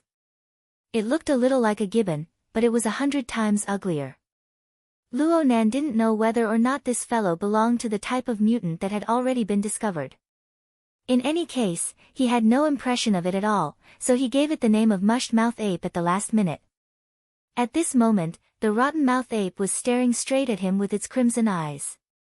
It was clear that the enemy was able to lock onto Luo Nan's specific location on the mental plane even though the enemy was unable to attack him. Just this point alone surpassed the vast majority of people Luo Nan had encountered. After about a minute, the mushed-mouthed ape seemed to have grown tired of the pointless staring. Its strong body slowly sank and disappeared into the clouds. Its gaze never left Luo Nan's location until the very end. Its gaze was turbid, but it possessed the cruelty and greed of a predator. This made Luo Nan understand that this mushed-mouthed ape was treating him as prey. It had no intention of giving up in the short term. As long as it grasped the opportunity to break through the isolation on the mental plane, it would slaughter its way over without the slightest hesitation. It would tear Luo Nan to pieces, then it would devour and digest him. Some time later, Luo Nan's thoughts were verified. Sure enough, the mushed-mouthed ape didn't leave. It maintained a high level of patience and intense desire. It constantly wandered around Luo Nan's surroundings, ready to make a move. Sometimes, it really did launch an attack. Its tyrannical and overbearing attack pattern was able to exert pressure on Luo Nan even if its attacks failed. From this point alone, the mushed-mouthed ape truly lived up to its name as a top predator. It was trying to turn a failed ambush into a marathon of death that tested its endurance and determination. Controlling his soul in the depths of the mental plane at all times to avoid the attack range of the mushed-mouthed ape was indeed quite tiring. He had to use the cloak to interfere at all times, and the consumption of his soul power was considerable. But it needed to be emphasized once more, Luo Nan wasn't afraid of consumption. He wasn't afraid of consumption. He wasn't afraid of consumption. Important things must be repeated 3 times. It wasn't easy to move around in the depths of the mental plane. The current rate of soul power consumption had indeed surpassed the output of the production line, but only by a little. It was like the evaporation of seawater by the sun. Although the amount was considerable, compared to the total amount of seawater, the consumption was negligible in a short period of time. If Luo Nan wanted to, he could race this mush-mouth ape for several days and nights. They would see who would tire out first. However, Luo Nan didn't have any thoughts of torturing himself. He was even more unwilling to waste his precious time on a meaningless chase. After taking the opportunity to observe for half an hour, he sped up with all his might. With the astonishing flying speed of his soul body, he forcefully shook off the mush-mouth ape's pursuit and regained his peace. Even though Luo Nan had gotten rid of the threat, he saw that the cloud region that Gear and the external neuron had guided him to had such a vicious being. This greatly exceeded Luo Nan's expectations. Luo Nan wasn't purely observing the mutant during the previous half hour of pursuit. He followed the scouting method he had just learned not too long ago. He circled around a temporarily set center, crossed and flew, and did his best to expand the range of his senses. He was unable to obtain an exact number at the moment, but he made a rough estimate. His soul body continued to expand outwards at high speeds. The cross-sectional area it covered probably exceeded 10,000 square kilometers. It was a vast airspace with a diameter of 100 kilometers. It was equal to the size of the core city area of Xia City. But not only did he not discover the limits of the cloud layer, even the top, bottom, and 4 directions became blurry in the end. Only one thing was clear. The mush-mouth ape he encountered had appeared again and again in this airspace. He no longer had any thoughts of 2 or 3 kittens. Even though there were only a few of these valiant and tyrannical kittens in the 100-kilometer area, it was still too crowded for apex predators. They moved like lightning, and their range of activity was frighteningly large. Luo Nan tried to lock onto 2 of them. He only followed them for a few minutes before the targets jumped out of the limits of his senses. But at the same time, new mush-mouth apes leaped in. Last time, Luo Nan had only stayed here for a dozen or so seconds due to falling from a high altitude. He had avoided a direct confrontation with them. It was simply first-rate luck. Sigh. He seemed to have overlooked something. He needed to sort it out. First of all, his encounter in the atrium of Gear and the marvelous use of the external neuron proved that his mother, and that person, had come here back then. Second of all, regardless of his mother's fate, they had indeed escaped unscathed back then. Luo Nan made a rough estimate of the mush-mouth ape's strength. Judging from its attack power alone, it should be above B rank, not yet A rank. And it seemed to live in groups. It could be said to be quite terrifying. There were a limited number of similar locations on Earth, and all of them were places where even extraordinaries had to take a detour. Did his parents already possess this level of strength back then? It was truly impossible to judge from the bits and pieces of information related to his mother in his memories. Luo Nan could not deny this possibility, but there were other explanations. For example, the cloud world back then wasn't this dangerous. This thought popped up in Luo Nan's mind because he noticed that only the mush-mouth ape and the others flew through the cloud layer. They were extremely monotonous. According to his limited knowledge of ecology, this didn't make much sense. Even if they were mutants, they were still a type of living creature. They needed to survive at the very least, and eating was the most basic. The mush-mouth ape did indeed possess a powerful desire to hunt, but the cloud layer environment was too monotonous. So far, Luo Nan had only discovered this type of living creature. There were no others. There were no other minerals or plants with high energy densities that could be ingested. The basic conditions for feeding them were not present. In addition, even though they maintained a distance from each other and maintained vigilance, Luo Nan couldn't see any intense desire to kill each other. Devouring each other and the like was not a normal option. Of course, Luo Nan considered the mushed-mouth ape to be a mutant, to be a living creature. If this thing was a fantasy breed that ate the wind and drank dew, a legendary demonic god, then Luo Nan would ignore what Luo Nan said. Was this the case? The possibility was very, very low. Luo Nan was temporarily unable to draw a life sketch for the mushed-mouth ape due to the interference of the powerful life magnetic field. However, the berserk and scorching life energy could not be faked, let alone the corporeal desire to hunt. All in all, Luo Nan concluded that these mushed-mouth apes were very likely affected by special factors. They had temporarily entered this area. For example, hunting prey. The mushed-mouth ape that had just killed Luo Nan not only possessed brilliant and skilled hunting techniques, but its choice of attack was also very appropriate. It hunted with caution and patience, as if it had practiced this frequently. Luo Nan drew a simple inference from this. They should have a target, at least in the near future. They were adept at roaming the mental plane. They very likely possessed the ability to interfere with the material world. They possessed a certain counterattack method. They had even caused a vicious mutant of B-rank strength to suffer a loss. They were mainly active in the cloud layer, but it was very likely that they had gone to other places and provoked a pile of trouble. Alright, there must be a target. Luo Nan's chaotic thoughts finally became clear. But after becoming clear, his first thought was to slap himself in the face. If his guess was correct, he had personally thrown the target in. It was that snake tongue. That's right. He had hurriedly entered and exited the cloud layer through gear that day. Luo Nan still had Snake Tongue, who had suffered a backlash from the curse, in his hands. He didn't know how he had thrown Snake Tongue away, but he thought about it carefully. Indeed, it was most likely that he had thrown her here. If this was the case, Snake Tongue wouldn't have suffered a backlash from the Nightmare Vine spell while she was in a fugue state. She shouldn't have fallen to her death and been here for 10 days, right? Luo Nan was a layman when it came to the curse branch. But after that day, he did some understanding of Snake Tongue. He knew that this woman was one of the few curse experts of the inner world. Her mental state was extremely formidable.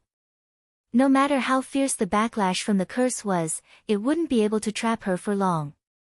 If he were to consider this line of thought, then the current situation would have a relatively clear explanation. Of course, this was pure conjecture. Perhaps his mind was obstructed, and his train of thought was wrong, leading him in the opposite direction. But in any case, Luo Nan's current mood was showing signs of worsening. The joy and sense of accomplishment from overcoming countless difficulties and finally entering the cloud world had long since been scattered by the volcanic eruption of the mushed-mouth ape. But before he could sort things out, he thought about the matter with Snake Tongue. He thought about the great secret his mother had hidden for many years. He didn't even have a clue about the bizarre and wonderful cloud world, and he had been tossed about by a wandering soul for 10 days. What if some extremely valuable clue was destroyed by Snake Tongue? Or perhaps she deliberately hid it and spread it? What should he do? The more he thought, the more anxious he became. Luo Nan made a firm resolution to find Snake Tongue. If she was alive, he wanted to see her. If she was dead, he wanted to see her. Even if he was dead, he wanted to see convincing evidence. Luo Nan pondered for a moment and chose to follow a mushed-mouth ape. He would observe it for a long time before making a decision. But the stalking didn't go smoothly. Luo Nan's chosen target wasn't the one that had attacked him before. It was just a random choice. This fellow's body was a bit smaller, but it was just as valiant. Luo Nan was deep in the mental plane, exceeding the attack range of the mushed-mouth ape, but the ape still sensed him. The long stalking caused the target to react greatly. It turned around to chase and attack many times, but it was never able to touch Luo Nan's true body. It became extremely manic, constantly going in circles, refusing to cooperate. Luo Nan was annoyed, but he couldn't help but sigh in admiration at the same time. Such keen senses and the ability to suppress the material and mental planes at the same time were simply perfect methods in the domain that the mushed-mouth ape could reach. From the information obtained by the society, extraordinaries were excluded from the various ability users due to the different nature of their abilities. For example, the format of Fire of the Burner could attack a Darksider species like the human-faced arachnid, but its destructive power was a bit weaker than in the material world. It wasn't like the mushed-mouth ape. Its destructive power was astonishing no matter what plane it was on, and there was no obvious loss in conversion. As for how it was used, how much experience could Luo Nan earn from observing it a few times? Even if Luo Nan wanted to copy it, it would be hard for him to do so. He could only drool at the mushed-mouth ape's methods. Time passed like this, second by second. Luo Nan knew that it would be hard to find any clues related to Snake Tongue if this continued. He was just about to change his train of thought when a strange feeling spread over from the other side of the void.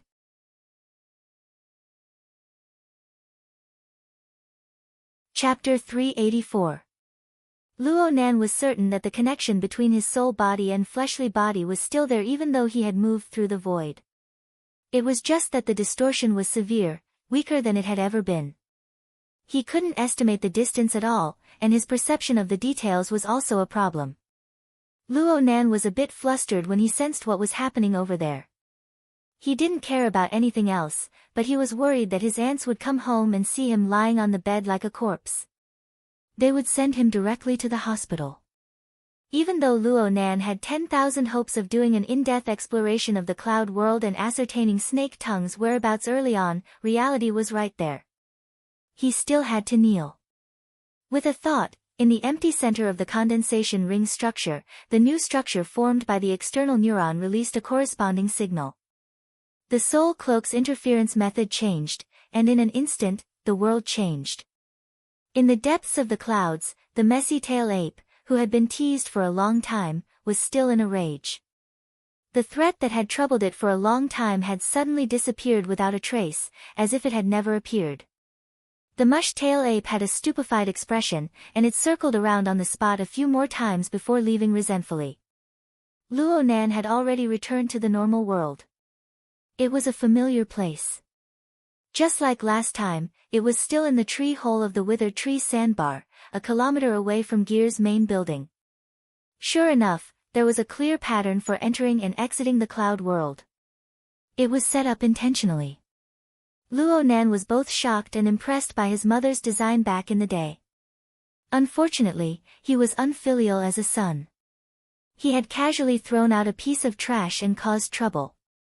At this moment, the connection between the soul and the physical body was much clearer.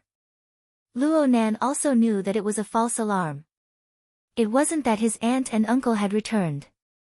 Instead, it was his wristband vibrating to alert him that someone was contacting him. However, if uncle and aunt called, it would also be a headache. The wristband was not like the Hexier. It did not have the ability to listen to calls from a distance of 80 kilometers. Luo Nan knew that he had to go back. He reluctantly circled around the tree hole, flew into the air, and sensed Gear from afar. Only then did he flee into the air. On the way back, Luo Nan once again set a new record for the speed of his soul body, traveling 80 kilometers in just 4 minutes. This was equivalent to a speed of 1,200 kilometers per hour. It was already infinitely close to the speed of sound. Actually, it wasn't impossible to reach the speed of sound. It was just that Luo Nan didn't know what sort of state the external neuron would be in when it broke through the sound barrier. It was better to be cautious and experiment when he had free time in the future. Luo Nan anxiously looked at his wristband when he got home. He conveniently returned his soul to his body. When his body and soul became one, he finally realized what was going on. External neuron. Just as he thought about it, he realized that the external neuron had returned to the depths of his brain and transformed into its original form of a long electric line. It circled around and formed the carrier of the divine will structure, supporting the iceberg-like soul energy. Quite the initiative. If the structure of the condensation ring came in, Luo Nan shook his head in a hurry. He gave up on this standard idea that water had gotten into his brain. He got up and stretched his neck to look at the caller ID on his wristband. He definitely wouldn't be able to pick up the first call. Later on, the person called twice more before stopping. But luckily, it wasn't the uncle and aunt that Luo Nan was most worried about. It was an unexpected acquaintance. Luo Nan blinked. It was actually Mo Han, Sister Pomegranate, who was ranked 16th in the younger generation of his uncle's family. Filled with doubts, he dialed the number back. The call was quickly picked up. The person on the other side said hello twice, and the surroundings seemed to be very noisy. Sure. Sister Han, I was taking a shower just now, so I took off my bracelet. Is something the matter? Luo Nan forcefully pushed the dangerous words back into his mouth. He blurted out a lie and assumed an obedient posture. Mo Han switched the ambient mode, and her voice soon became clear. She was in a good mood. She didn't care whether Luo Nan's reason was true or false. She laughed and said, I just confirmed it with Peng 17. I'll be there at 7:00 sharp tomorrow night. Little Nanster, prepare to receive me. Tomorrow? Isn't it tomorrow? F***ck, he forgot that there was still a torment. Luo Nan opened his mouth, but the words of refusal didn't leave his mouth in the end. Mo Han was a lively and straightforward girl. There were only a few people of the same age in the Mo family who truly treated Luo Nan as a younger brother. After the incident at Frost River Reality, Mo Han even made a special trip to the hospital to visit him. Speaking of which, didn't this sister feel any lingering fear last time at Frost River Reality? That's right. Their group of people had been brought back to the police station early on. The impression they left behind was just a group fight. As for the situation in the news report, it was mostly separated by a layer. In this way, Luo Nan was the one with a shadow in his heart. Luo Nan ended the call with Mo Han with absurd emotions. He turned his hand and called Mo Peng. The moment the call connected, Luo Nan bluntly asked, what the hell is with this constantly expanding team? Mo Peng was yelling, do you think I'm happy? It's clearly a get-together. Isn't Shirlu helping her family by going there? So hurry up and find someone. Find a fierce and handsome guy to bewitch her. Don't ruin our brother's plan. Plan your sister. I don't have a sister. Go find my sister. Luo Nan thought of Emoya, who was about to embark on her return trip. He immediately shivered and said unhappily, just how many people are you bringing? Which idiot leaked the information? I admit it. Luo Nan was so stupid that he cried. He simply hung up. Luo Nan looked at the time again. His aunt and uncle could come back at any time. It was no longer suitable for his out-of-body state. He could only wait until nightfall to discuss it. His soul body withdrew, but Luo Nan's mind was still spinning in circles above the clouds.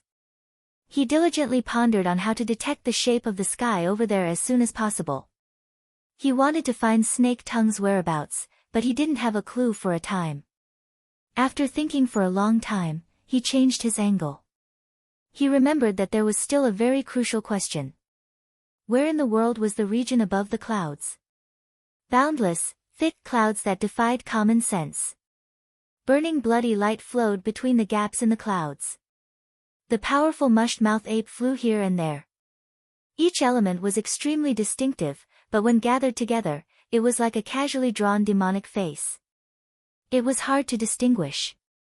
The reason for this was that the elements that formed the demonic face were somewhat contrary to the logic of reality. Luo Nan was even thinking that this wasn't some place on Earth, but a fantasy land. Luo Nan put aside his fantasy thoughts for now. He needed to consider the problem from a practical and measurable perspective. He didn't consider the thick clouds for now. He didn't care about the source of the bloody light. He just started with the mushed-mouth ape that he had observed for the longest time. The mushed-mouth ape should be a type of mutant without a doubt. It had gregarious tendencies and powerful strength. According to the knowledge he had learned, high-level mutants had quite a strong sense of territory. Only a small portion of the mutants resided in large groups, and the area was relatively fixed. If Luo Nan was able to investigate its species, there was a high chance that he could determine where on Earth this world was. Luo Nan gave it a try. He transformed the image of this monster into a mental signal and searched on the psychic wave network, but he didn't find anything. Clearly, relevant information didn't exist in the public information. He once again had the idea of obtaining classified information. This was a bit more troublesome. Right now, the Xia City branch's secrecy system was being implemented step by step. Anyone who wished to access classified information and utilize related resources needed to apply for access privileges. The threshold wasn't high aside from a very small portion of special information. However, access records would be left behind for future tracing. It was said that the secret level of the database was sealed off in passing after the branch exchanged large amounts of information with the military. He Yuan's work was certainly involved in this. No matter what other people said, she was modifying the behavior of the ability users of Xia City bit by bit. Luo Nan first subconsciously applied for an intelligent search service, but he suddenly reacted and chose to cancel it. This was a bit of selfishness. He didn't want to expose too much information regarding the cloud world. He hadn't even figured out his mother's inheritance, yet he wanted everyone to know about it. What was the point of this? The more he wanted to protect his food, the more Snake Tongue's existence was a thorn in Luo Nan's heart. He needed to find that female ghost as soon as possible no matter what. Luo Nan nearly wanted to kill his way to gear, but he was still rational. He knew that he couldn't cause any new problems before dinner, so he forcefully suppressed the urge. He needed to adjust his state of mind. He thought for a bit and took advantage of the time he was applying for access privileges to the database to borrow the Mutant Species Encyclopedia, Inner World Edition, and some other video and text materials related to mutants. He also pulled up the video materials from last year's intermediate training class, supplementing the handouts and notes Papercut had sent him. He needed to act like an obedient child at home before dinner. Using the precise and nimble dripping sword to pass the time was just right. Luo Nan didn't deny that he had a very special feeling toward the dripping sword. Not to mention the dripping sword's own effects, the structure of the condensation ring had truly made a great contribution. It drew in the external neuron to form a central structure that transformed interference power, thus forming a soul cloak. It could freely choose the direction of interference on the mental or material plane, freeing Luo Nan from his weak and frail body. Needless to say, Luo Nan would owe this favor when he entered the cloud world. Once a person developed a sense of intimacy toward a certain skill, they would possess an abundant driving force. At first, Luo Nan just wanted to pass the time, but when he truly began to research, his standards unconsciously rose higher. Not only did he need to improve upon the core structure of the condensation ring, but he also needed to carefully ponder over several auxiliary structures. Speaking of which, he was quite curious. The condensation ring had undergone a body rebirth with the external neuron. Could auxiliary structures be added to it? If so, what state would it be and what effects would it have? With a single thought, Luo Nan simply went into an out-of-body state. With just a slight thought, the condensation ring structure appeared from the nothingness of his consciousness. It was engraved in the void, and the external neuron seemed to possess intelligence. It sprang out at the same time, following the relevant structure to take shape. Since the process was extremely short, Luo Nan couldn't tell whether or not his consciousness had directly controlled the external neuron to form the condensation ring. Also, he could faintly feel a tiny point in the hollow structure of the condensation ring. This was the key structure that opened the door to the cloud world in the atrium of Gear, affected by the cyclotron acceleration. Whoa! It even has a memory function. Luo Nan was truly convinced. The structure at the center of the condensation ring was already below the nanometer scale. It was impossible for Luo Nan to study it with his current abilities. His mind rippled a few times, and he returned to practicing with the dripping sword. He first experimented. He assembled the three auxiliary structures, the guidance, the amplification, and the acceleration, in a probing manner. In the structural design of the dripping sword, the amplification structure was a stabilizer. It ensured the continuity and stability of the long-distance effects of soul strength. The acceleration structure was like the nitrogen-oxygen acceleration system of a modified car. It was responsible for explosive acceleration in a short period of time. On the other hand, the guidance structure was used in micro-operations to increase the sensitivity of operations. These three structures complemented each other with the basic condensation ring. Every time a structure was superimposed, its controllability and explosive power would increase. As for the sharpening and rupturing structures, they belonged to the attack modules. They were mainly used on the condensed water beads. Luo Nan had yet to try them out. Luo Nan was actually quite worried that the condensation ring, after undergoing a body rebirth, would reject the other auxiliary structures. Therefore, he placed them very carefully. The early stages were pretty good. The new version of the condensation ring accepted several auxiliary structures very generously. Though there were differences between the real and the virtual, the control was quite smooth. Luo Nan was just about to be happy when he saw the condensation ring split into lightning. The lightning leaped into the three auxiliary structures. The auxiliary structures didn't even circulate for half a circle before they collapsed one after another. It was hard to support them. Luo Nan didn't feel defeated when facing this scene. He just felt that it was a bit familiar. Wasn't this the situation when the external neuron and the condensation ring were connected? Luo Nan thought about the tiny structure at the center of the condensation ring. Could it be that the new version of the condensation ring had the spare power to perform a body rebirth on the other auxiliary structures? Luo Nan carefully sensed the entire process of the auxiliary structures collapsing. He knew that he couldn't let the external neuron take the blame. In fact, he had learned the auxiliary structures quickly. They weren't polished like the condensation ring. The structures were too rough, and they weren't stable enough. The lightning was uniform, and there was air leaking in all directions. There was no value in using them as a reference for reconstruction. In other words, he needed to meticulously sculpt the auxiliary structures and dress them up beautifully in order to gain the favor of the external neuron. What the hell? Ridicule was ridicule, but Luo Nan was still looking forward to it. This precise and exquisite painting style was very much in line with his aesthetic standards. And if he could really do it, wouldn't it be a dripping sword structure completely forged from the external neuron? Metal. Actually, Luo Nan didn't know if the external neuron's peculiar material could be considered metal. But the flexible and tough combination of material molding was perhaps the sword pill of novels. When the time came for him to use it against an enemy, the enemy would think it was a bead of water, but it was actually a solid particle. Its penetrative power and lethality would increase by 10-fold or 100-fold. That would be fun. He needed to think about it a bit more. The external neuron was such a precious thing. If he were to toss it out like a hidden weapon and it was taken away by some powerhouse, he would be better off dead.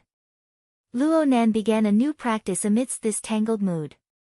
The 5 auxiliary structures were far inferior to the condensation ring in terms of complexity.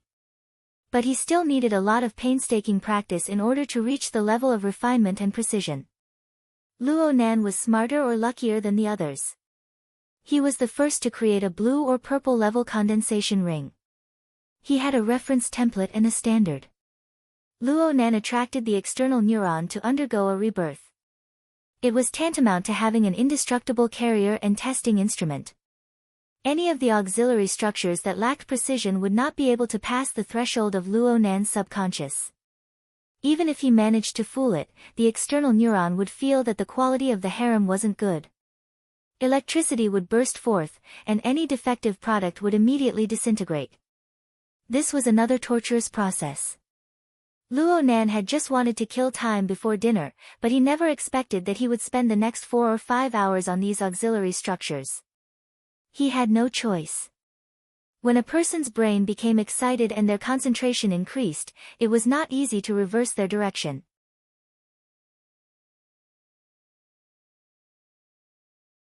Chapter 385. Luo Nan's mind wasn't too good the next day. He sat in the classroom, his mind dispirited most of the time. His mind was blank during class. Not a single bit of what the teacher said entered his ears. Shui Lei only met up with him before the third class. He was shocked to see Luo Nan's condition. "You broke your training?" "I stayed up late." Luo Nan's answer was concise and clear. He had been practicing the dripping sword until midnight yesterday. After the night class, he couldn't help but go into an out-of-body state. He crossed half the city and entered the cloud world from gear. He continued his search, constantly familiarizing himself with the environment. His search yielded no results, but he didn't sleep the entire night. His mind was dispirited from going back and forth. Shui Lei was a clever person. His first reaction was, "Did you miss your morning and evening classes?" "Nope." Luo Nan rolled his eyes and yawned. Shui Lei spoke very seriously, "It's about the same even if you didn't miss it. Blood and energy are nourished and consumed during training. It's very complicated. Your way of playing is like lighting a lamp and boiling oil. The effects are halved. Then what should I do? How about I sleep for a bit during class and you help me keep an eye on things?" "That's fine too." Luo Nan reached out to poke him. "Bad friend." Luo Nan buried his head in the crook of his arm before Shui Lei could retort. He fell asleep in the span of 2 or 3 breaths. To be honest, although he hadn't left the house for the past 2 days, he had experienced too many changes, absorbed too much information, and learned too many things. His brain had reached its limit, and he really couldn't take it anymore. In any case, this was a public class. The enormous lecture hall was the best cover. A few possibilities flashed through Luo Nan's mind before he fell asleep. For example, Shui Lei calling him, Peony calling him to begin the search mission, the society calling him, and so on. But things were hard to predict. What truly woke him up from his dreams wasn't any of these factors. It was a stimulation that came from the mental plane. It came from a position that seemed very close, but he couldn't grasp it. The Wraith sign. Luo Nan's thoughts captured the most crucial factor. But before he could truly sort out the clues, a scorching and explosive feeling suddenly exploded. It followed the incorporeal connection on the mental plane and came rumbling, shaking the god wheel. The situation was simply like a meteorite falling from the heavens. It smashed into a vast ocean of glaciers. The god wheel shook for a moment, and the surging and abundant soul strength created waves. It instantly formed a dozen or so tides that came crashing down. Ow! Luo Nan was really caught off guard. The god wheel frame constructed from the external neuron was stable, but the feeling of pain and danger was real. He screamed. His body tensed up, and his entire body. His knee hit the bottom of the table, and the tables and chairs in the lecture hall were fixed. A muffled sound rang out and Luo Nan's entire body bent like a prawn. He hugged his knees and sat down. Shui Lei was shocked to the side. The first thing he did after coming to his senses was to throw his entire body over to protect Luo Nan. He believed that Luo Nan had suffered an assassination attempt from headquarters or some other power. He wanted to prevent Luo Nan from suffering a second injury. The classroom was silent for a moment, and then the lecturer on the podium said coldly, "What are you doing?" In the next 3 seconds, the classroom went from buzzing to roaring laughter, and the discipline in the classroom instantly collapsed. As one of the best educational institutions in Xia City, Acumen College had never been a place where one could spend their days leisurely. Although they didn't go as far as to implement some sort of militarized classroom discipline, there were naturally conduct points and strict examinations to punish students who caused trouble in class. Luo Nan had shaken the entire lecture theater to the point of buzzing. Shui Lei had directly pounced on Luo Nan with the weight of empty tie. If Luo Nan didn't raise his blade and make an example out of Shui Lei, he would be letting down the class time system. The lecturer on the lectern was a middle-aged woman in her 40s or 50s. Her facial features were quite good-natured, but her expression had turned cold and hard after receiving such a torment from Luo Nan and Xue Lei. Get up, I'm fine. Luo Nan struggled to break free from Xue Lei's oppression. He endured the pain in his knees with great difficulty, and when he straightened up, he saw this scene. He was already exhausted to begin with, and his reaction was much worse than usual. He was even more sluggish, and he could only display a stupefied expression, unable to do anything. Xue Lei was about the same to the side. He still hadn't switched out from his bodyguard identity. Right at this moment, the young female teaching assistant, who was a support staff member, walked over to the lecturer's side. She said something in a soft voice. The middle-aged female lecturer's anger was suppressed, and she spoke coldly, "Students, please stand up." Luo Nan and Xue Lei glanced at each other, and they obediently stood up. "What are your names?" Luo Nan and Xue Lei had already accepted their fate. They lowered their heads and said their names, but they were a bit vague. The female lecturer didn't care. She just said, "Students, if any one of you isn't feeling well, you can go to the infirmary and get treated as soon as possible. Don't disturb the other students in class." "Yes, yes. He's having hysteria. I'll immediately take him." Xue Lei reacted, and he directly made Luo Nan into a mental patient. He made a supporting gesture, and he supported Luo Nan as they walked down step by step amidst the chaotic laughter of the students. Luo Nan's knee was injured, and he really was limping. The two were like this. They didn't dare to raise their heads, and they cut a sorry figure as they left the classroom. Luo Nan's absent-minded mind recovered a bit just before they left the room. He noticed one thing: the young female teaching assistant who had persuaded the lecturer was actually someone he knew. Tianxi. They hadn't contacted each other since the incident at Ocean Sky Cloud City. Presumably, Tianxi needed quite a long period of time to sort out her emotions. But he never expected that they would meet again in such a manner. Luo Nan didn't feel comfortable saying hello, so he left in a hurry with Xue Lei. But the bell rang before the elevator even reached the bottom floor. Luo Nan only found out after asking Xue Lei that it was the last class of the morning. This fact hurt Luo Nan quite a bit. Things wouldn't have escalated to this extent if he had been a few minutes late. His wristband vibrated at this time, and the name of the contact appeared. Luo Nan rushed to pick up the phone. "Senior Sister Tian, thanks for just now." The caller was none other than Tianxi. Her tone was gentle and calm, just like a friend she often interacted with. "It's nothing. Teacher Wu has a very good heart. She asked for your name, and she didn't scan it through the class system.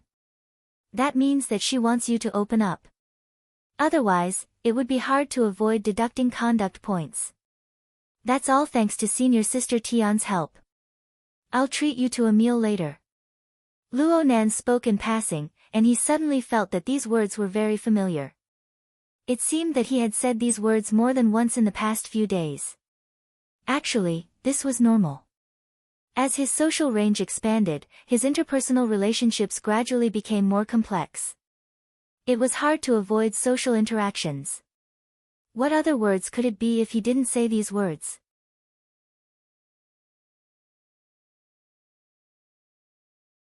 Chapter 386. That's right.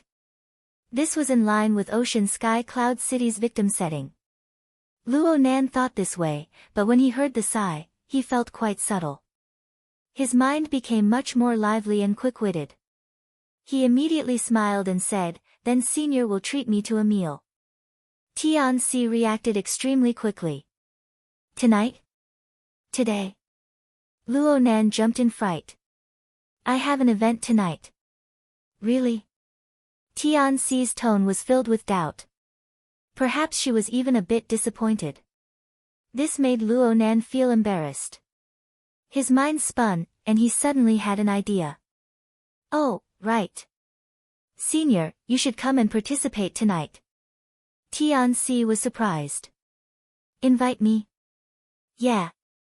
You actually know them. It's Mo Peng and Mo Han. Remember? They're your cousins." Last time at Frost River Reality. Her voice suddenly cut off. Luo Nan's mind became more and more agile. He knew that Tianxi was probably a bit embarrassed. After all, the last event was to create an opportunity for her to socialize with Luo Nan's third cousin, Mo Chiu. It seemed that nothing had come of it. It really wasn't that kind of thing to participate again. Well, with Luo Nan's social skills, this kind of slip-up was inevitable. Luo Nan didn't know how to remedy the situation when Tianxi chuckled. Okay. I just happened to bring Tianqi.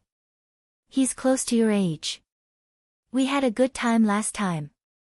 I heard that he keeps in contact with someone from your family. Huh? Something like that happened? Regardless of whether Tianxi was telling the truth or not, it was fine as long as she didn't mind. Luo Nan let out a sigh of relief. For him, this arrangement could be considered as killing two birds with one stone.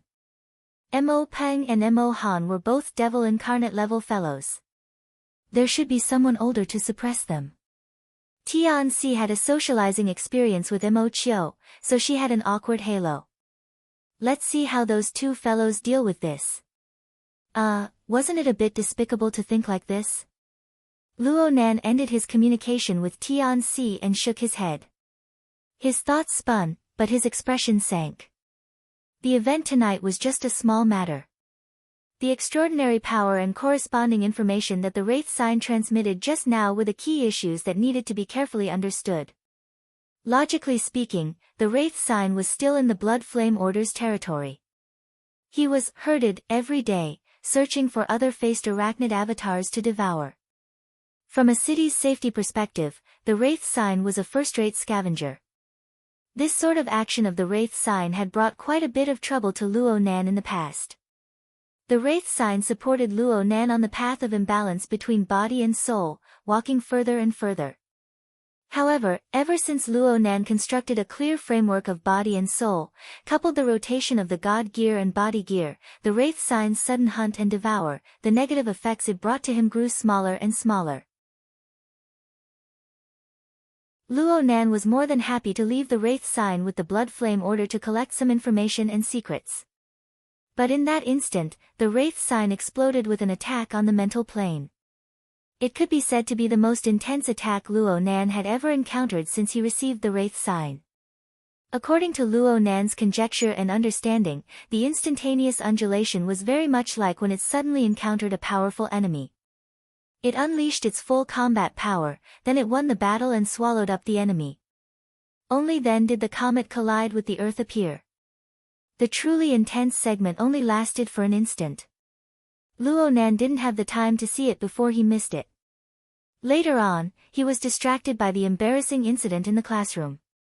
By the time he had the time to pay attention, the Wraith sign had already calmed down.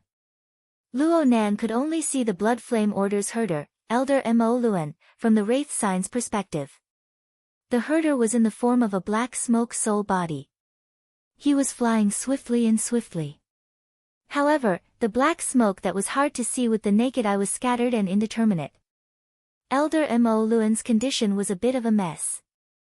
He should have been injured. Luo Nan had done some research on Elder Mo Luan recently. He knew that Elder Mo Luan was a core power of the Blood Flame Order. He was a dual cultivator of spells and martial arts.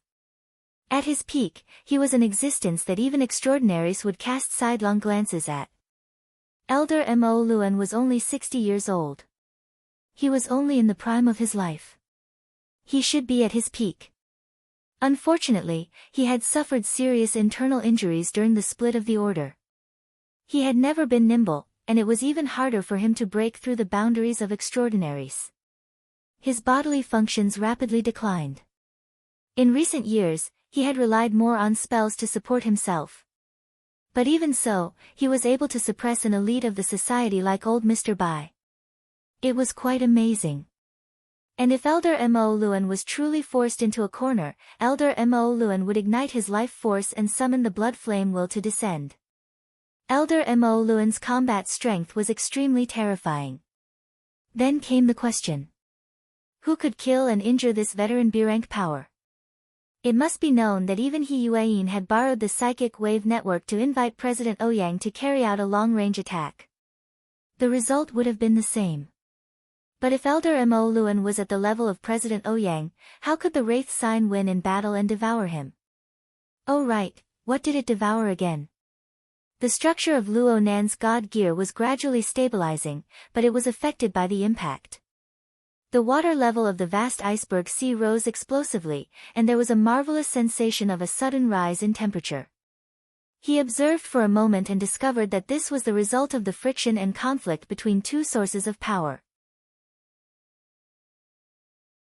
Clearly, the thing it devoured this time wasn't another human-faced arachnid's avatar, but something else. The difference in nature is quite large. After forcefully devouring it, digesting it is quite strenuous. Luo Nan guessed in a circle, but he was unable to come to a conclusion. It must be known that the Wraith sign was intrinsically chaotic. It acted purely by instinct. It lived forever in the present. It had no concept of the past, the future, and it had no relevant memories. Luo Nan didn't know how to inspect the memories of his believers. Even if he knew, he wouldn't know where to start. He could only watch helplessly as Mo Luan and the Wraith sign secretly escaped into the distance. There was no other way. He could only give the Wraith sign a reminder. He would immediately shift his consciousness whenever a clear change occurred on the other side. Noon was extremely tight and precious for Luo Nan and Xue Lei. Naturally, they politely declined the school hospital. The two ate lunch after activating the extravasated blood in Luo Nan's knee. Then it was time for afternoon classes. Luo Nan cultivated in addition to the eye's orifice. He also cultivated in the mouth and tongue orifice. He had to take care of his internal organs, so the time required was longer. After everything was done, he only had a short period of time to take a nap. He closed his eyes and opened them again. He had to go to class. It was hard not to feel a bit emotional. Well, it could also be said to be grumbling. Morning, afternoon, and evening classes. It's not easy to persevere through them. My time is divided into 3 parts by these 3 classes. Of course, it would be great if I could cultivate wholeheartedly, but a slight change would make it hard to satisfy both sides. That's why. Why is it that many martial arts seniors like to go into seclusion once they reach a certain level? It's because they want to avoid the interference of the outside world to the greatest extent. However, since we're cultivating in this world, we will be affected by the turbid currents of the human world. How can we always follow the prescribed order and be smooth sailing? Cough. You can't use these words as an excuse. Got it, senior brother. Luo Nan groaned. He stretched his back on the trolley, and the bones, flesh, and tendons of his entire body crackled. The endless turbulence and the rising temperature of the vast ocean of icebergs was a bit lacking in stability. But when it coupled with the body gear, the interference force formed was much more active. Luo Nan had his afternoon classes earlier, but he felt the heart lantern burn brightly. The spiritual pool was overflowing. It followed the rise and fall of his vital energy. It was like a stream of snow melting under the spring sun. It seemed warm yet cold, and it revolved around his internal organs. His tempering suddenly increased by 20 to 30%. It could be said that he had received some nourishment. This was a sign that the eye's orifice and the mouth and tongue orifice were resonating with each other. Luo Nan originally thought that he would need at least 10 days of effort. He never thought that there would be results in less than 3 days. It had to be said that this was closely related to the great supplement pill that the Wraith sign had forcefully swallowed. Xue Lei, who was next to Luo Nan, nodded over and over as he listened to the signs that appeared on Luo Nan's body. You've really entered the threshold of fleshly body tempering. Let's practice Sans Ho this afternoon. Let's spar. Luo Nan shot a glance at Xue Lei's arm that could reach his thigh. He didn't respond to Xue Lei's words. He just asked, tonight, the large activity area, Frost River reality. You're going too? Xue Lei obviously wouldn't refuse.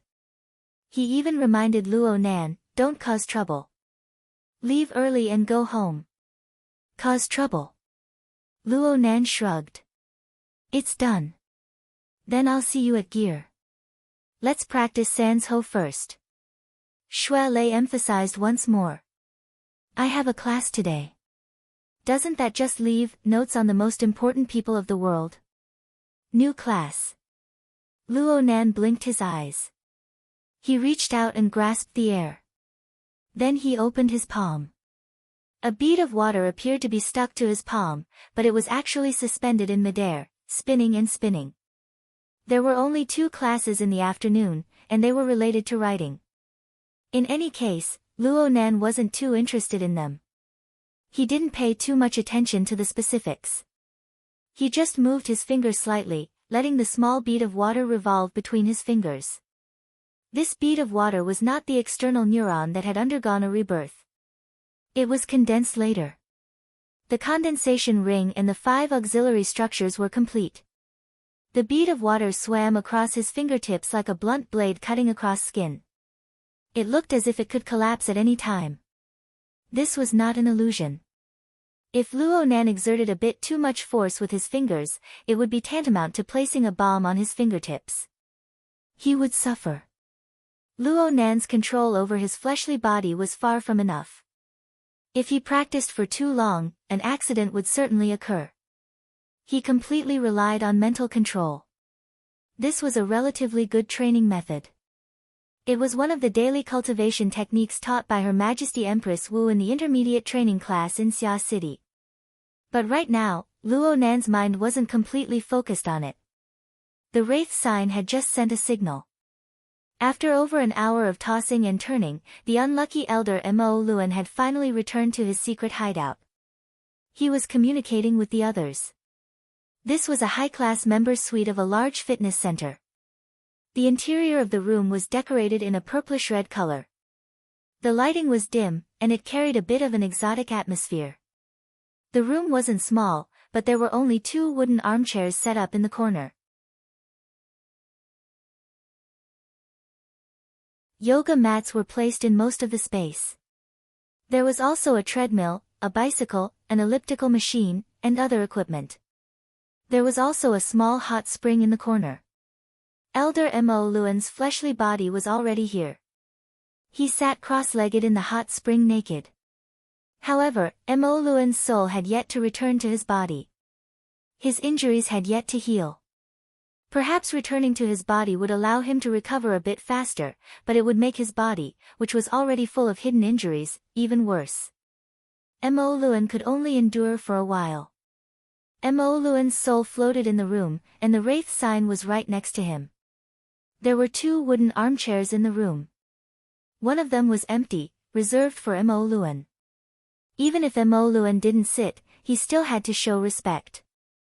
6 core members of the order had already received the news and were gathered here. Luo Nan was able to recognize all of these people after a month of intermittent identification.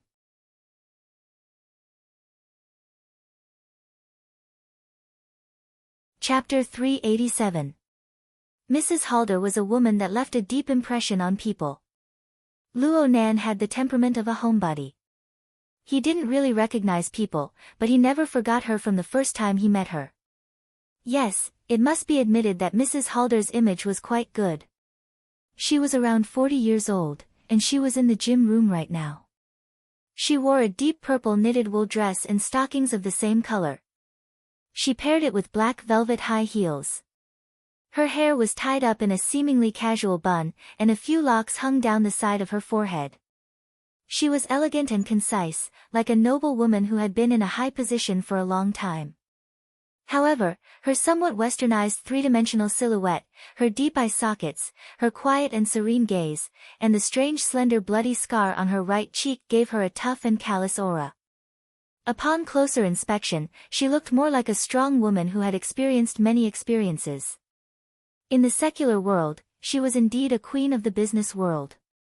The high-class fitness center they were in right now was one of her businesses. She had inherited her husband's Castle Financial Group, and it had rapidly expanded over the past 10 years. She controlled several well-known fashion and sports brands, and her influence in the field of entertainment and sports grew more and more astonishing. Luo Nan had once looked up information on Mrs. Halder.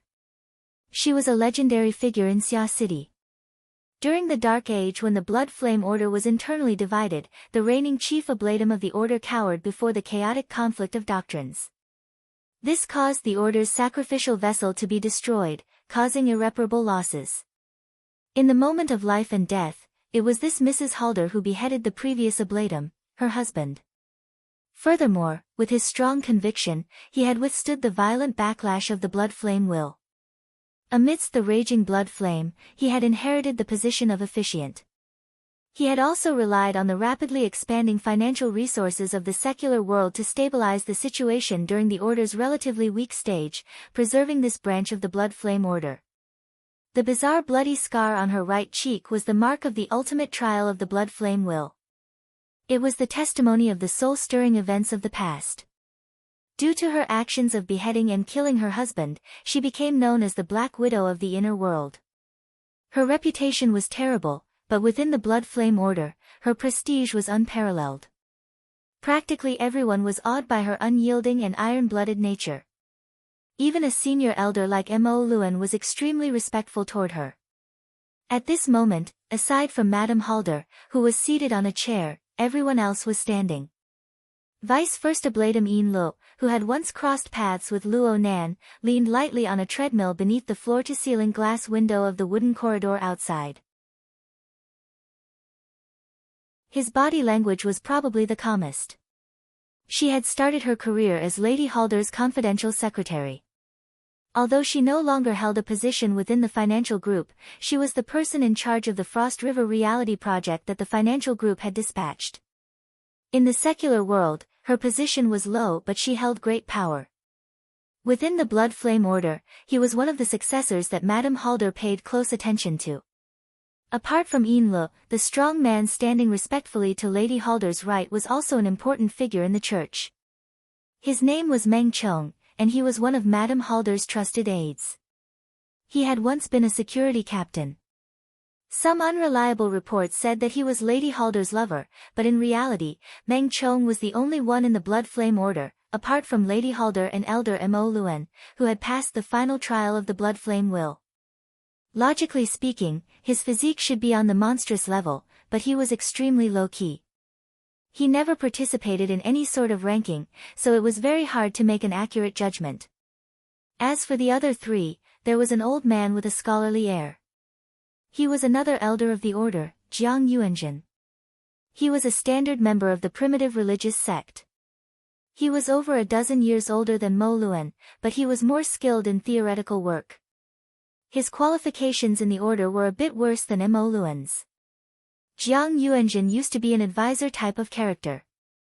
Later, Lady Halder raised his position in the order. Although he was useless in terms of combat strength, it was precisely because of his and Mo Luan's existence that this faction of the order gained a more orthodox atmosphere in this era of the collapse of sacrificial artifacts and conflicts of laws and logos. Right now, it was this old man who was the most anxious. He was not worried about the injured Mo Luan, but about the wraith sign that was a substitute sacrificial artifact. Of course, in the Blood Flame Order, they called it the mold. How's the mold? Mo Luan, do you have any accurate information? How did you do it? Jiang Yuanjin appeared to be very anxious and at a loss. He was a standard theorist. His own level of extraordinary power was only at the C level. According to the observations and experiments of the order, under normal circumstances, the human-faced arachnid's clone would exist on the mental plane at the border of the abyss region and the polar domain. That was the special domain of extraordinaries or B-rank powerhouses who specialized in mental senses. Ordinary ability users were simply unable to sense it. It was only when hunting that the human-faced arachnid would approach the material world. In fact, strictly speaking, there was not a single person in the Blood Flame Order who fulfilled these two hard criteria. Lady Halder had gone through special channels to obtain the herding technique that could capture the human-faced arachnid's clone and forge it into a sacrificial artifact mold. Right now, only Lady Halder, Elder Mo Luan, Deputy Ablatum Zinlo, and Ren Hong could use this technique among the core members of the order. Only these 4 people could see it under normal circumstances. Mo Luan could not stand this old fellow. He was disinclined to respond. Lady Halder was deep in thought, so she had no obligation to respond. Yin Luo was just about to respond when Ren Hong, who was close to Jiang Yuanjin, spoke first. Old Jiang, the mold is very normal right now. It is currently digesting its food. The structure of the Blood Soul Temple has become more complete. The sound of blood and fire is very clear. Ren Hong's age was close to Lady Halder's. He was around 40 years old. His appearance was ordinary, but his words and actions were mature and appropriate. He normally did not reveal himself, but when he was preaching, he was extremely inciting. He was the backbone of the order purely by relying on its business. Normally, he would discuss the theories and preaching methods of the order with Jiang Yuanjin. Their relationship was relatively close. Jiang Yuanjin did not have any misgivings towards Ren Hong. At his age, he really was like a child. He grabbed Ren Hong like he was seizing a toy. He wished he could stomp his feet. Let me hear it. Let me hear it. Ren Hong glanced helplessly at Lady Halder.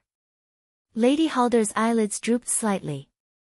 This could be considered as consent. Don't take too long. Ren Hong first warned Jiang Yuanjin before grabbing Jiang Yuanjin's wrist. He adjusted the frequency of the fluctuations of his soul strength, bringing Jiang Yuanjin's soul strength inside. It was like an amplifier, allowing Jiang Yuanjin to listen to the sound that came from the depths of the mental plane. Blood, blood, blood. Fire, fire, fire. The monotonous, manic, and incessant sound was like a gradually rising platform that pressed down on the mental plane. Layer upon layer, there was no end to it. And because it was nothingness, it could collapse at any moment. After listening for a long time, one's internal organs would begin to convulse and contract. However, in Jiang Yuanjin's ears, this sound was like the sound of nature. He laughed so hard that his eyebrows could not be seen.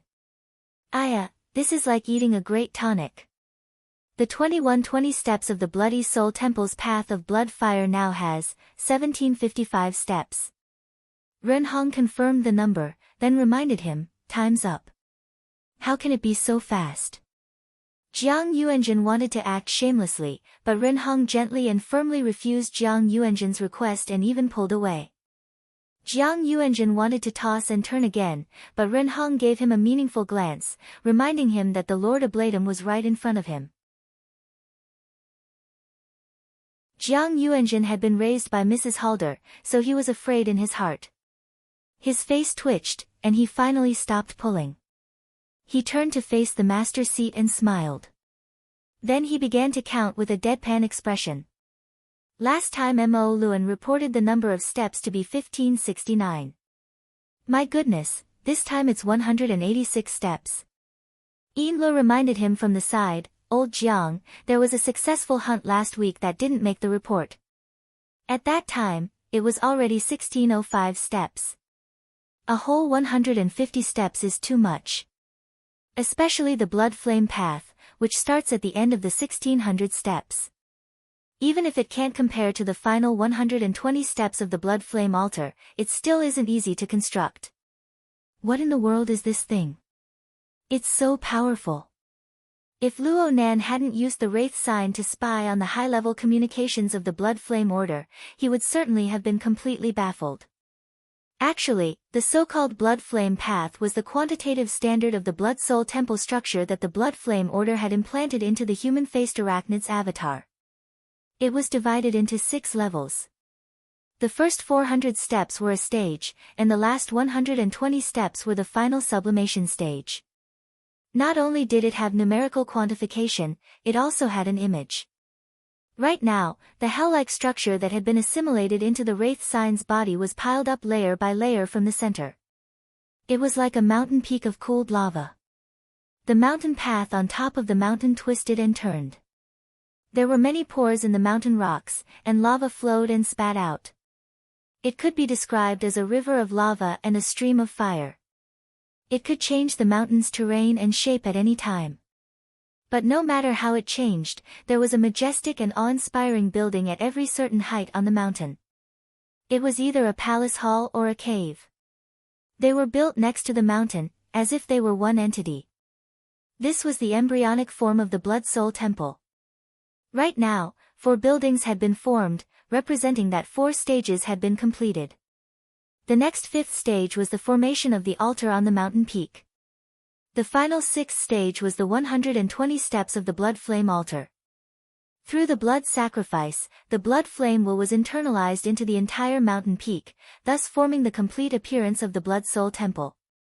Luo Nan lacked a deep understanding of secret orders, but he could tell from his senses that this entire process was a step-by-step process. It was quite standardized. Aside from hurting, there were endless sacrifices and refinements every day. They were mysterious and contained magical powers, reflecting the accumulation of the Blood Flame Order's laws and logos. As an internal member of the Blood Flame Order, she naturally did not view the problem as simply as Luo Nan. Jiang Yuanjin had been worrying about the future construction of the Blood Soul Temple. The first 2,000 steps are fine. The 120 steps of blood sacrifice are the most difficult. Just based on the current scale of the order, it is a bit strenuous to perform sacrifices day and night. If we could have this kind of sacrifice. Ren Hong also agreed. That's right. The Order of Justice acted earlier than us. It is said that before An Wen's accident, the Order of Justice had already sent the human-faced arachnid to headquarters. In other words, no matter how we graze in Xia City, it will be hard to gather a complete human-faced arachnid. If we want the mold to be effective, it is hard to avoid seeking other methods. Right now, it looks like the mold's devouring ability still has room for expansion. This is a good thing. Yin Luo was a bit more pessimistic. It's hard to make a judgment just by looking at an example. Jiang Yuanjin clapped her hands. You'll have to ask Mo Luan about this. It was dangerous this time, but if we can really find a way to assist in the blood sacrifice, then it would truly be a boundless merit. Just as her voice fell, a mass of light and shadow unfurled in the center of the room. Mo Luan did not participate in the conversation from start to finish. He just transformed the relevant memories into energy information that could be recognized by specialized equipment. Then he transformed it into an image, allowing the core members of the order to understand the situation at the time. This sort of ability to reproduce memories seemed simple, but in reality, only those who had a deep understanding of the mind and the soul could do it. Luo Nan felt ashamed of his inferiority to Mo Luan's deep and ruthless ability. As the light and shadow changed, it was tantamount to replaying Mo Luan's experience at the time. Due to the nature of human thought, it was hard to avoid subconscious processing and distortions. However, it was enough to serve as a reference. Luo Nan found the scene of the incident familiar. He thought about it carefully and recognized that this was the recycling stratum of the Twin River District. This place was filled with gangs and negative emotions. It was indeed one of the best places for the human-faced arachnid to reside. Mo Luan gave a brief introduction of the background. He used the mental plane to directly transmit telepathically. However, Luo Nan could hear everything clearly due to the mental connection between him and the Wraith sign. I was just doing my routine patrol at the time. Molds suddenly became very excited. I thought that it had discovered prey, so I immediately went over. But then I saw a bird. It wasn't a bird, right? Jiang Yuanjin relied on his age to speak more casually with Mo Luan. Mo Luan didn't bicker with him. He responded calmly, indeed. I only discovered that it wasn't a bird when I got closer. It was a wing-hand bloodbat. Wing-hand bloodbat. Actually, Luo Nan was already stupefied when he saw the image. Mo Luan's explanation only gave him a confirmation. It really was a wing-hand bloodbat. Luo Nan had participated in the Trigate Security Conference last week. This was the first thing that was introduced. Luo Nan had the deepest impression of it. He knew that this thing possessed a highly contagious virus. It was a mutated type, and it could even control biological aberrations. It possessed an extremely high level of threat. Among the rewards provided by Trigate Security, this thing's corresponding bonus was ranked at the top. It couldn't be this coincidental, right? Luo Nan found it a bit hard to accept this astonishing coincidence for a time. However, he found it even harder to imagine that such a dangerous aberration had other channels to enter and exit Xia City at any time.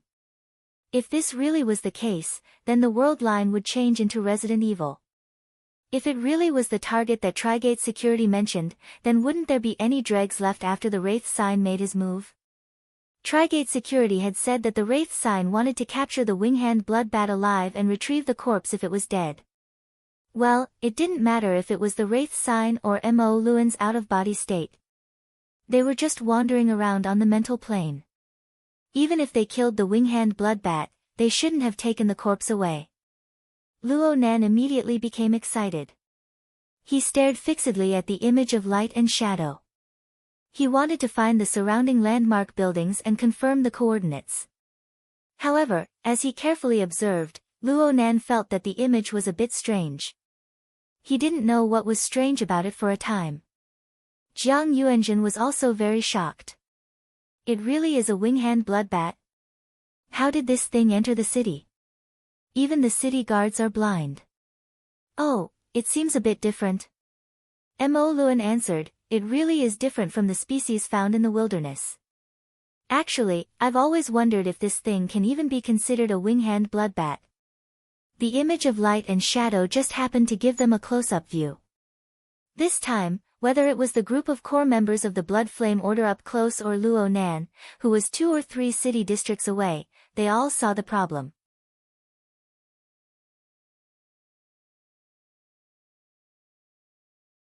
Chapter 388. Too tough. This was Jiang Yuanjin's evaluation. It could be said that she was right on the mark. This Winghand Bloodbat was a lot thinner than the image data Luo Nan had seen. Luo Nan still remembered the countless number of Winghand Bloodbats fluttering under the setting sun in the information provided by Trigate Security. Though they weren't large in size, every single one of them was like a savage and powerful canine. Their 4 claws were sharp, their muscles were solid, and their fur was glossy and smooth.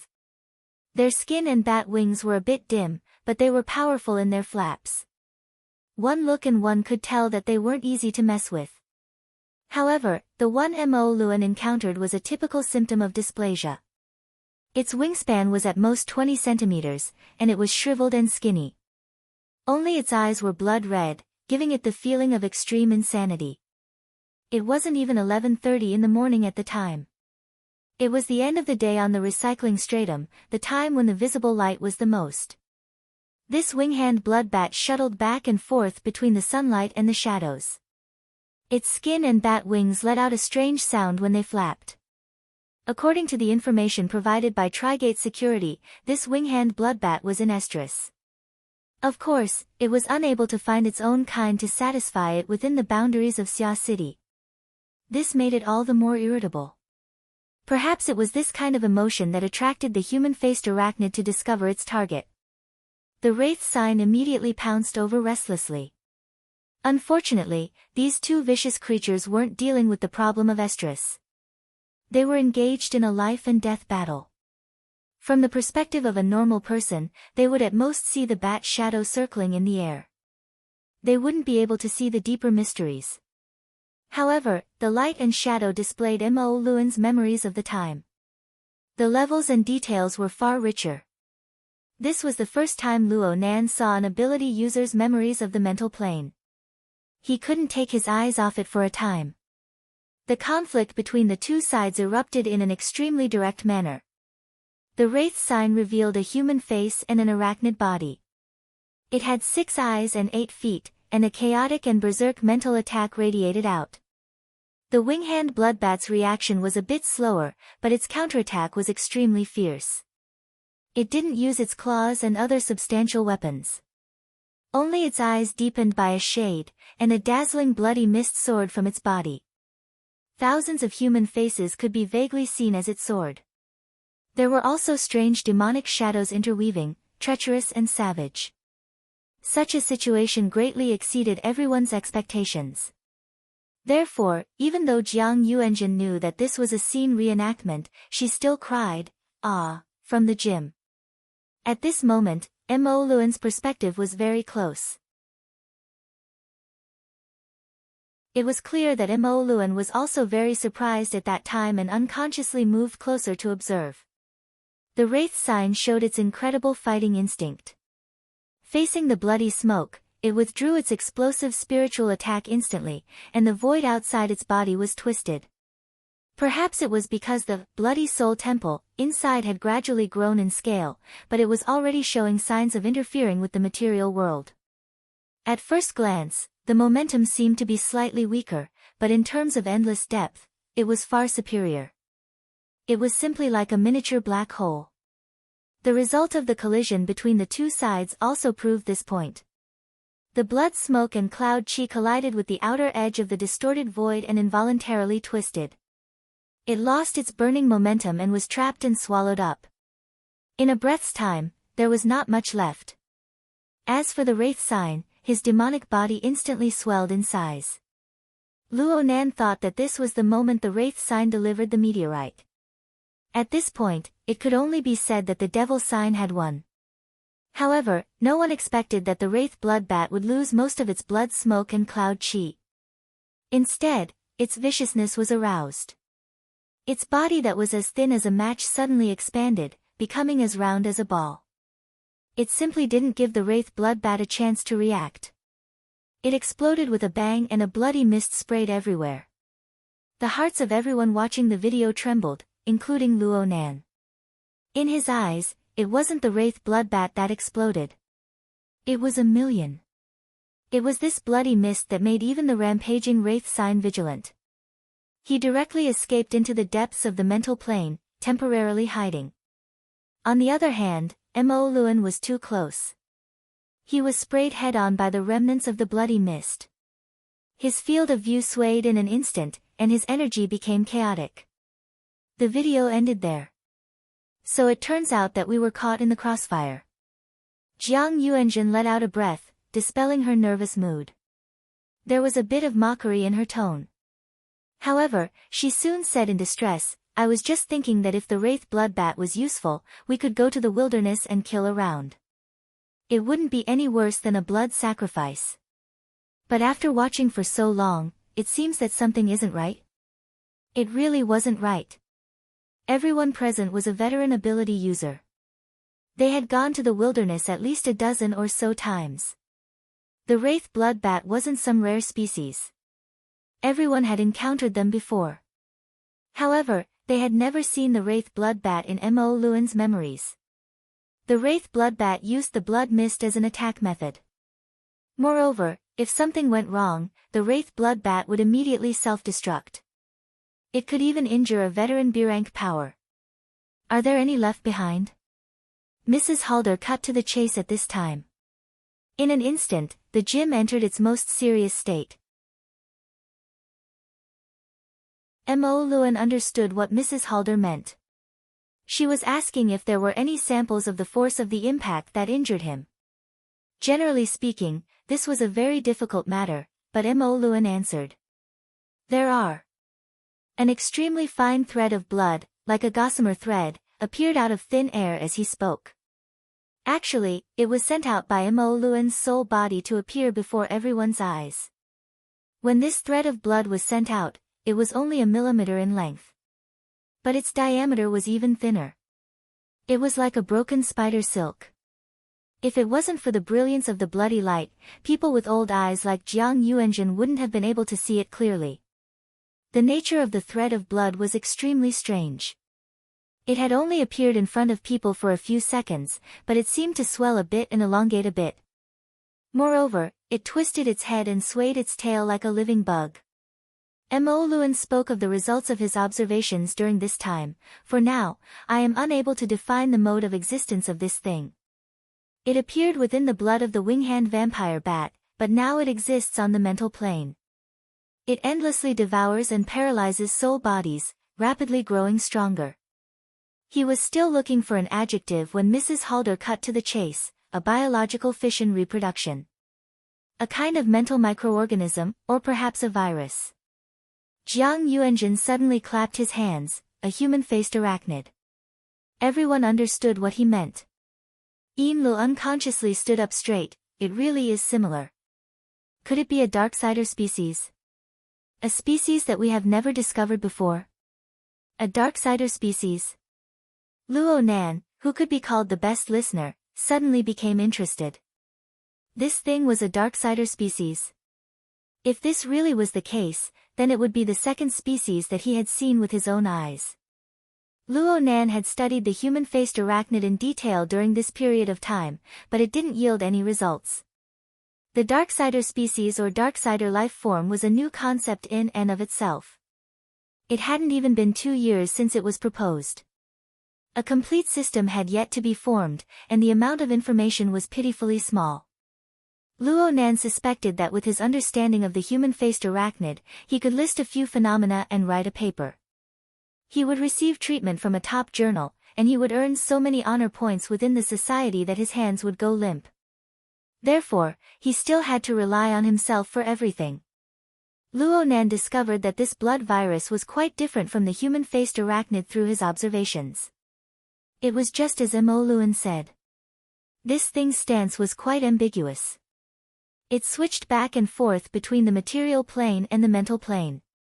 Essentially speaking, this was because its living environment was at the juncture between the mental and the material plane. It was an amphibious species. From the results of his current observations, the roots of its growth and strength were all on the mental plane. It didn't have the ability to absorb nutrients from the material world. However, it was unable to dive deeper into the mental plane. According to the conventional division of the inner world of 3 zones, 1 region, and 1 domain, this thing could only move about in the topmost layer of the shallow zone. It was like a mosquito larva on the surface of the water. But if it continued to split and reproduce, then it would be hard to say. After all, it could injure Mo Luan, but it couldn't rely on its current abilities. Luo Nan could sense that the Wraith Sign, who had been resting idly in the depths of the mental plane after Mo Luan released the blood virus, aroused its instinctive attention. But perhaps it saw that this thing was too weak. It wasn't enough to fill the gaps between its teeth, so it lost interest. Perhaps it wanted to raise it. While Luo Nan was researching, the others weren't idle either. It's also a parasitic species. Ren Hong tried to make a judgment. So to speak, that wing-hand vampire bat is actually a victim host? Is this parasitic relationship a designated one, or is it an arbitrary choice? Perhaps he just wanted to express his thoughts, but the meaning behind his words was like a cold wind that blew the atmosphere in the room cold. With the complexity of mutants and the pitiful depth of human research, it wasn't strange to suddenly discover a new species, especially the Darksider species that came and went without a trace. However, the situation of being parasitized still made people feel unhappy. In the research of mutants, parasitic and symbiotic relationships were actually quite common. During the craziest mutant era, large quantities of insects and microbes on Earth suffered from warped mutations. They evolved into similar abilities, bringing about an extremely terrifying chaos. There were often people who said that the ability users that appeared in the new era were products of a kind of parasitic and symbiotic relationship. They were mutations caused by special viruses entering the host's cells. But it was very hard for people to accept this theory. As humans who possessed high levels of intelligence, they instinctively loathed this sort of image that threatened their self-awareness. 9 out of 10 Darksider species are parasitic. There's no need to say too much. Lady Halder ignored her own instincts with her powerful willpower. She focused her gaze on the swimming blood virus before her eyes. After observing it seriously for a period of time, she spoke softly. It uses the blood essence of the fleshly body to drive a viral fission on the mental plane. This sort of interference method seems berserk, but it's actually precise and mysterious. Is it that hard to get rid of? For me, it would take a few days. It shouldn't be hard if I'm careful, but if I increase the number of samples, then I'll need to observe it. How's the scene? I've already arranged for people to protect it. But due to its nature, I haven't begun to collect samples for now. Come with me again. Yes. No one else had the leeway to interrupt the conversation between the two core figures of the order. Only when the principles for handling the matter were decided did Lady Halder change the topic. With Mo Luan's condition, it won't be suitable for him to continue herding for a period of time in the future. We need to adjust the candidates. Everyone, discuss this. Everyone's expressions were solemn. What Lady Halder said was a very realistic matter. The founding ceremony of the Blood Flame Order was on December 21st. There were only 40 days left until today. The mold for the Blood Soul Temple had just reached the 5th stage. The progress was smooth, but it could not be interrupted no matter what. In reality, as the human-faced arachnid incident receded and the hunting operation continued, it became more and more difficult to search for the human-faced arachnid's clone in Xia City. The slightest bit of slack could bring irreparable negative effects to the reconstruction of the sacrificial artifact. The reason why Lady Halder was interested in the parasite on the body of the wing-hand bloodbat was because she saw a possible alternative plan. But before she could confirm the feasibility of this plan, she still had to complete the most basic of tasks. Jiang Yuanjin coughed. Relying on his age, he opened his mouth and listed out the matters that didn't have much significance, but they still had to be considered. The herding law, in our hands, has already appointed 4 shepherds. Aside from Mo Luan, there are the Lord Ablatum and 2 Deputy Ablatums. There are 3 candidates, but considering that the Lord Ablatum needs to prepare for the sacrificial ceremony and coordinate with the blood flame will every day, it is hard for him to split his time. So there are only 2 candidates, Yin Lu and Ren Hong. Which one do you choose? Lady Halder asked directly. Ren Hong.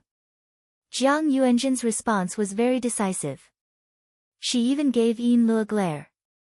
Yin Lu is running around outside every day. She's tied up with mundane matters. How could she have the time to herd? Yin Lu smiled bitterly and lowered her head. She didn't want to argue with this old man. According to Jiang Yuanjin's thoughts, as a deputy ablatum, she should devote her entire body and mind to teaching affairs. As for the business matters, there would naturally be professionals to handle them. For this reason, the old man gave Yin Lu quite a bit of face. Ren Hong. Lady Halder seemed to be muttering to herself, but she also seemed to be asking. Ren Hong was a bit unsure of her intentions, but he still lowered his head and said, I am willing to temporarily take over the matter of herding. I will listen to the ablatum's arrangements. Lady Halder declined to comment. She continued to call out names. Meng Chong. Meng Chong responded bluntly, I'm not good at it. I have no objections. Yin Lu. Yin Lu was the person involved. She could only say, I will listen to the boss's instructions. She continued her habits from her days as a confidential secretary. She didn't refer to the Lord Ablatum as the boss. Lady Halder's gaze swept across everyone in the room. In the end, her gaze stopped on the face of the person who had been silent all this time. Wu Kuei. Wu Kuei was an ordinary man who could be drowned in the crowd at any time. His stature was short and stout, and he had no sense of existence at all. Luo Nan had observed him for a long time, but Luo Nan still didn't know what Wu Kuei did. Luo Nan didn't know what Wu Kuei relied on to rise to the core of the Blood Flame Order. Wu Kuei's words weren't unique either. Let the ablatum make the decision. This wasn't the first time Luo Nan had seen this sort of situation. Right now, Lady Halder's words were practically the law of the Blood Flame Order. Aside from Jiang Yuanjin, who purely researched theory and didn't have any schemes, always relying on his seniority to say a few words, the others generally didn't have their own opinions. Mo Luan. Mo Luan suddenly butted in at this time. I feel that something isn't quite right. The matter of coordinating the will of the blood flame is something that not only you, but also Ren Hong. Right now he's the main force of preaching. The 40th anniversary ceremony of the establishment of the order is just around the corner. He has to participate in a series of warm-up ceremonies. This is unavoidable. Jiang Yuanjin retorted, in the end, he isn't the ablatum. Squeezing out a bit of time should be fine. The problem is that the Blood Soul Temple has already established a connection with the outside world after entering the 5th phase. They are more sensitive to psychic wave interference. Which of the recent ceremonies hasn't had powerful psychic waves? They also need to mobilize the will of the blood flame. All of these things may affect the structure and growth of the Blood Soul Temple. Even if it's hard to judge whether it's positive or negative, do we really need to take this risk before the blood sacrifice? Jiang Yuanjin's expression changed slightly when she heard this. She immediately changed her words. We have to be on guard. Lady Halder nodded slightly. Then it's Yin Lu. A bunch of words were said, but in the end, it was Lady Halder who made the final decision. Mo Luan would always provide the best reason for her to speak. These were the rules of discussion of the Blood Flame Order. Lady Halder's gaze turned to Yin Lu. December 21st is the ceremony of the establishment of the order. Nothing can go wrong. For the next few days, hand over the affairs in your hands that can be handed over. Don't think too much. I will send Meng Chong to follow you. You must ensure that nothing goes wrong.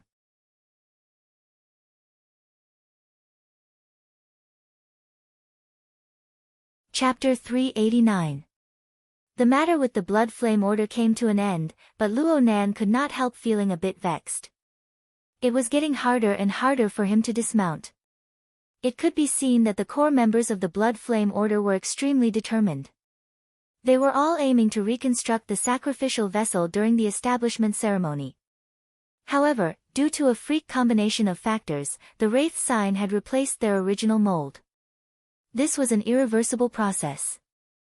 If he took back the Wraith talisman now, the Blood Flame Order would become a great enemy, and they would not rest until one of them was dead. However, if he dragged it on, it would only be a temporary peace. He would have to take it back sooner or later, and the longer he dragged it on, the more headache he would have.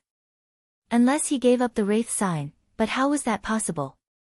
Luo Nan tossed this vexing problem to the back of his mind for the time being. He thought about how Mrs. Halder was going to investigate the scene. He wanted to go as well. Even if the 1 million had already exploded, as long as he could find some clues, it would still be helpful for the investigation later. Luo Nan did his best to recall the video data, searching for the relevant area. Thanks to the powerful network search function of the information age and the consciousness search function of the hexayear, even if it was just an impression, he would soon get the answer. He still felt that it wasn't enough, so he used his authority to use the real-time Street View mode on the psychic wave network to adjust the public cameras and confirm it again. The order of the recycling stratum was terrible. Most of the relevant cameras had been destroyed, but Luo Nan spent a bit of time piecing together the images. He was able to find the area where the incident most likely occurred, and he discovered a glaring pool of blood there. At this moment, there were people taking pictures in the surroundings, all of them very carefully. This is the place. According to what Mo Luan said, he had already arranged for people to deal with the scene. That was why it was said that this kind of old man was the most annoying. Luo Nan wanted to eat the first bite of soup, but he was afraid that it would be too much. Glancing at his watch, the first class was about to end. After class, he would find a quiet place and enter an out-of-body state. It would only take him a minute or two to reach the River Wu district. Luo Nan's plan was quite good, and the preliminary work was quite in place. But the true big boss was unwilling to cooperate. On the podium, the cultured lecturer of the writing class said, "Let's not end the class. For the rest of the time, let's practice in class. It's a very basic character logic. Teacher, I want to leave my body." Luo Nan had to kneel when faced with the reality that he had to attend writing classes in a row and that there would be tests. Even if he wanted to sleep on the table, he couldn't.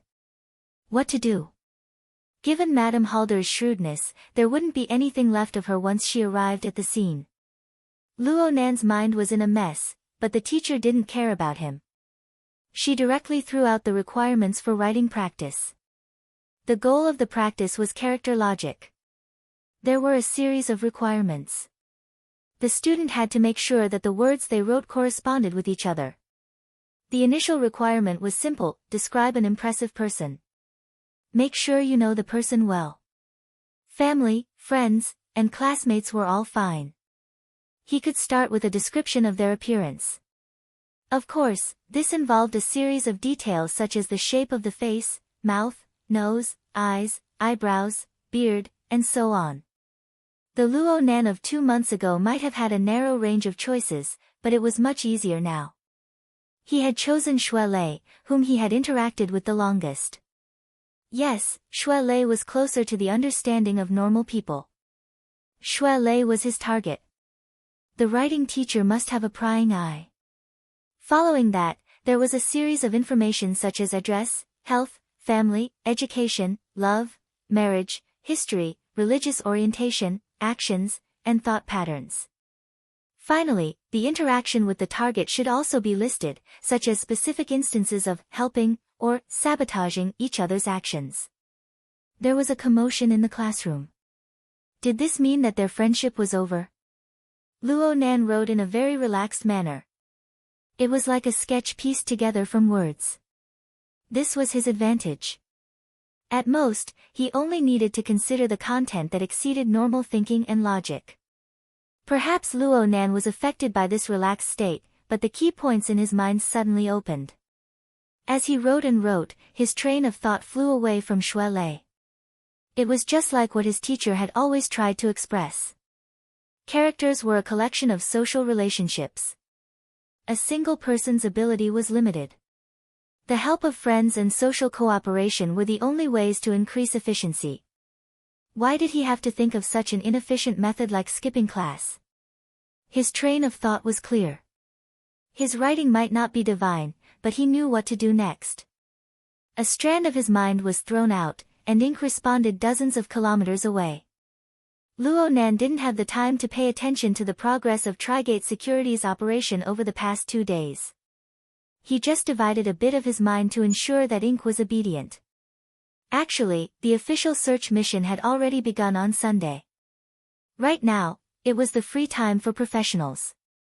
Peony and Long 7 had split up to lead a group of people to collect clues. They would summarize and analyze the clues every day, but there had been no progress so far. In other words, luck was very important.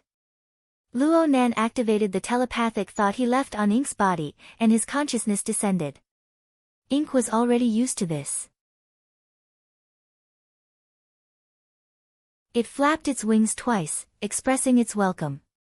Luo Nan's consciousness had just arrived, and he had yet to do proper business when he first felt a bit of peculiarity. Since Ink had a relatively low level of intelligence, Luo Nan's telepathic thought descended without any pressure. He didn't need to worry about anything. He had the most connections, and the corresponding feeling was the most familiar. Because of this, he immediately felt that something was different when his telepathic thought moved. It was like listening to a familiar song. The singer was the same, but there was a clear difference between the live version and the studio version. It looked like the effects of his 2-day closed-door training over the weekend were greater than he had imagined. Speaking of which, Luo Nan had gone from the fundamental format pyramid to the structure of the living starry sky with clairvoyance. From his internal organs, 9 orifices, and 6 roots to the state of his soul body, all of them had undergone relatively significant changes. This sort of change was all-encompassing. The resulting effects involved the structure of Luo Nan's body and soul, as well as all aspects of his internal and external connections. But because the effects were too broad, many things could only be experienced after actual contact. For example, ink. After the format pyramid transformed into a star atlas, the connection between Luo Nan and his believers was no longer shackled by materialization. In fact, Luo Nan had become much clearer on an intrinsic level. He discovered at this moment that his observations on the mental plane had already taken on the mode of a telescope due to the effects of the atrium cyclotron 2 days ago. Through warping and weaving mental curtains, Luo Nan could obtain high-definition information from afar using a special format. This was the most crucial reason for the substantial increase in his mental sensing ability in recent times. Before, Luo Nan had only considered the changes brought to him by the telescope mode. Now he saw that ink had become an important fulcrum and reference in this mode. It was like a Cepheid variable star in the universe. Astronomers borrowed its light cycle to modify parameters and measure interstellar distances with greater precision. But from Luo Nan's perspective, every detail seemed to have exceeded his requirements for precision after being modified by ink. So much so that he only had a vague feeling that he was unable to accurately describe it. What sort of reasoning was this? Ink became a bit excited due to the existence of Luo Nan's telepathic thought. But no one else could understand its mood.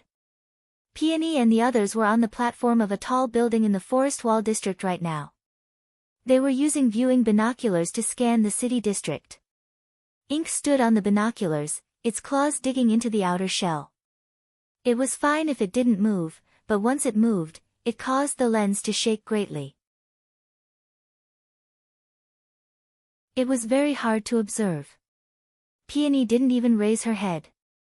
She continued to use the binoculars to look around, but her slender fingers accurately found the target. She lightly flicked Ink's thick beak. "Mr. Ink, do you have any thoughts?" It carried a bit of childishness, but it also seemed to be teasing. In the classroom, Luo Nan subconsciously rubbed his mouth. He finally recovered from the changes in his ultra-precise perception.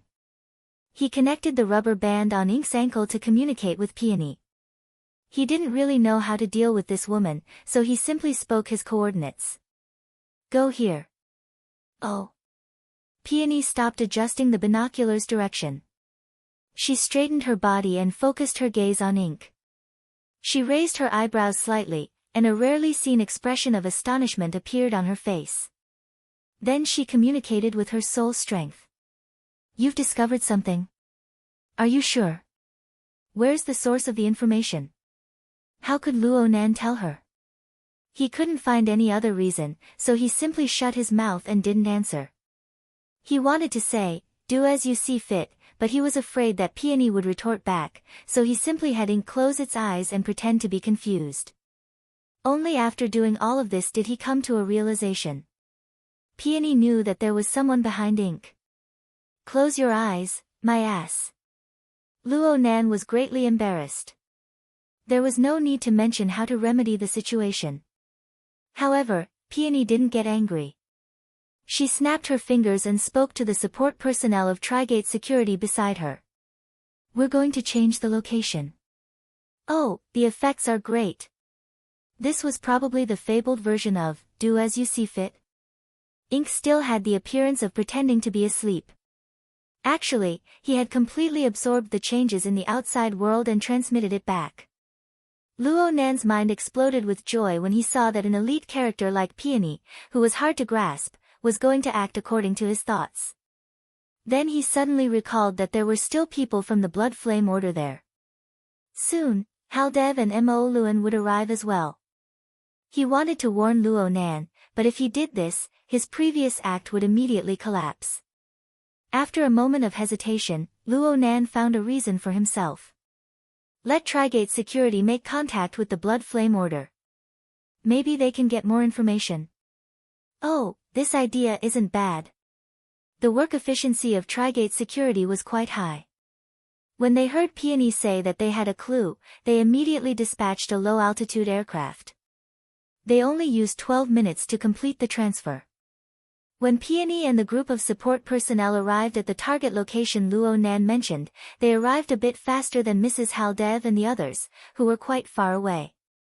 Mrs. Haldev didn't move forward after seeing Peony and the others arrive. She just let the on-site management personnel of the order negotiate with Trigate Security. As for how Luo Nan knew, the Wraith sign wasn't involved in this. That fellow had already changed his breeder, and was currently recuperating at the headquarters of the Blood Flame Order. Luo Nan relied on ink. Ink flapped its wings and flew up, circling within the shadows of the tall building. Behind the tightly sealed doors and windows, pairs of eyes stared at this enormous bird. They were either excited or terrified. Luo Nan himself didn't know that this crow was a celebrity in the recycling stratum of the River Wu district. News of the great battle with Jack a month ago had spread through the ubiquitous criminal channels of this place. The residents who lived here more or less knew that a powerful and mysterious power had crushed the Jack Mafia that originally occupied this place. The main force of the mysterious power was a burly man. This was too lacking in uniqueness, so people took the initiative to choose a more legendary symbol, a large crow. The mysterious power had the special ability to control crows. Every time a crow's cry was heard, a calamity would descend, causing one's mind to go insane and fall unconscious.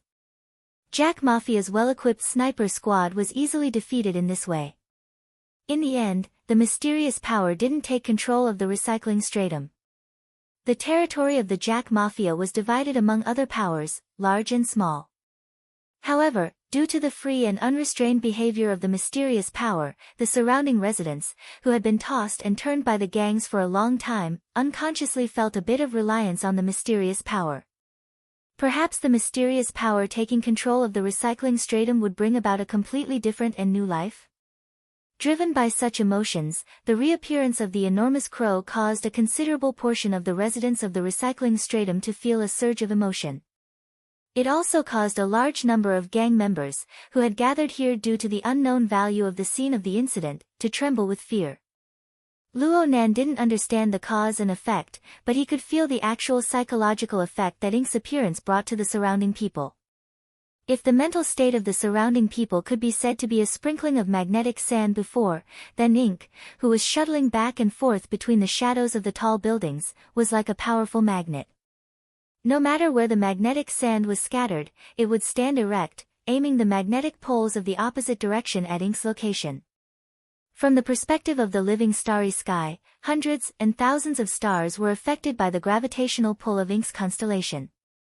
They moved in unison, incomparably uniform. At the same time, the stars that weren't affected by the magnetic force were especially eye-catching. A considerable portion of them had a corresponding uniform displacement pattern. It was just that they were incompatible with the system Luo Nan had set up. The source of some patterns could be seen with a single glance. For example, the people of Trigate Security obeyed Peony's orders and obeyed the arrangements of their superiors. They were like galaxies revolving around a binary star system. There were also some patterns that couldn't be seen. For example, the on-site personnel of the Blood Flame Order didn't even know where the big shots of the Order were. But they were members of the Blood Flame Order in the end. Their long years of activity in the Order caused an extremely subtle connection to exist between their energies and the Blood Flame Will and the First Ablatum. In the living starry sky with Luo Nan's self-format as the core and the clear order, these connections were like pedestrians that violated the traffic rules and randomly entered the flow of traffic. They brought about chaos of varying sizes, but they were clearly distinguishable. Even though the distance spanned by the connections exceeded the limits of Ink's perception and exceeded the range of the living starry sky. But when all the intruders walked in the same direction, all the connections converged in a relatively fixed region. Luo Nan was naturally able to guess. There was a dark star there that was hard to see with the naked eye. It was releasing an invisible and powerful gravitational pull. Ink circled around twice before quietly expanding its flight trajectory outward. It gradually brought the possible locations of the dark star into the range of Ink's senses. A dozen or so seconds later, a dark nebula that was hard to pry into appeared within the living starry sky.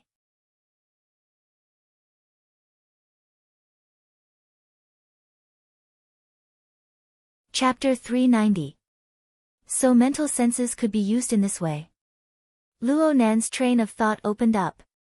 The clairvoyance mode of the telescope was clearly a sort of systematic clairvoyance. Every believer, including Ink, was a node. They provided perceptual planes and details that could be mutually referenced and supplemented. Although the number of details might not be perfect, they reflected each other. According to the framework of formatting theory, they formed a relatively closed system that covered more and more layers. In this way, all existences that were not part of the system became especially prominent. No matter how minute the reverse arteries and veins were, they would be magnified, making his senses exceptionally sharp. There was no one else like this method in terms of early warning function.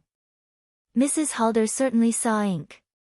Perhaps she knew that this crow was extraordinary, but she absolutely could not imagine that there was another person who was several dozen kilometers away, using this crow to observe her.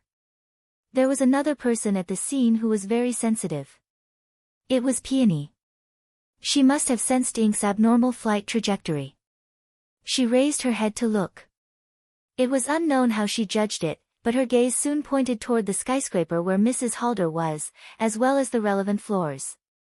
From Luo Nan's angle, he felt that there seemed to be a confrontation of gazes between Peony and Mrs. Halder. It was hard for Luo Nan to judge whether or not Peony saw Mrs. Halder, but Mrs. Halder's gaze was certainly locked onto Peony. Well, you're the scapegoat. Luo Nan felt the secret delight of successfully shifting the blame after getting into trouble. He also felt a corresponding sense of accomplishment. This was the first time in his entire life. He wasn't worried about Peony's safety. After all, the most powerful woman in Xia City stood behind her. Mrs. Halder's Blood Flame Order and the Castle Financial Group were admittedly powerful forces in Xia City, but they were still lacking in comparison to Her Majesty Empress Wu.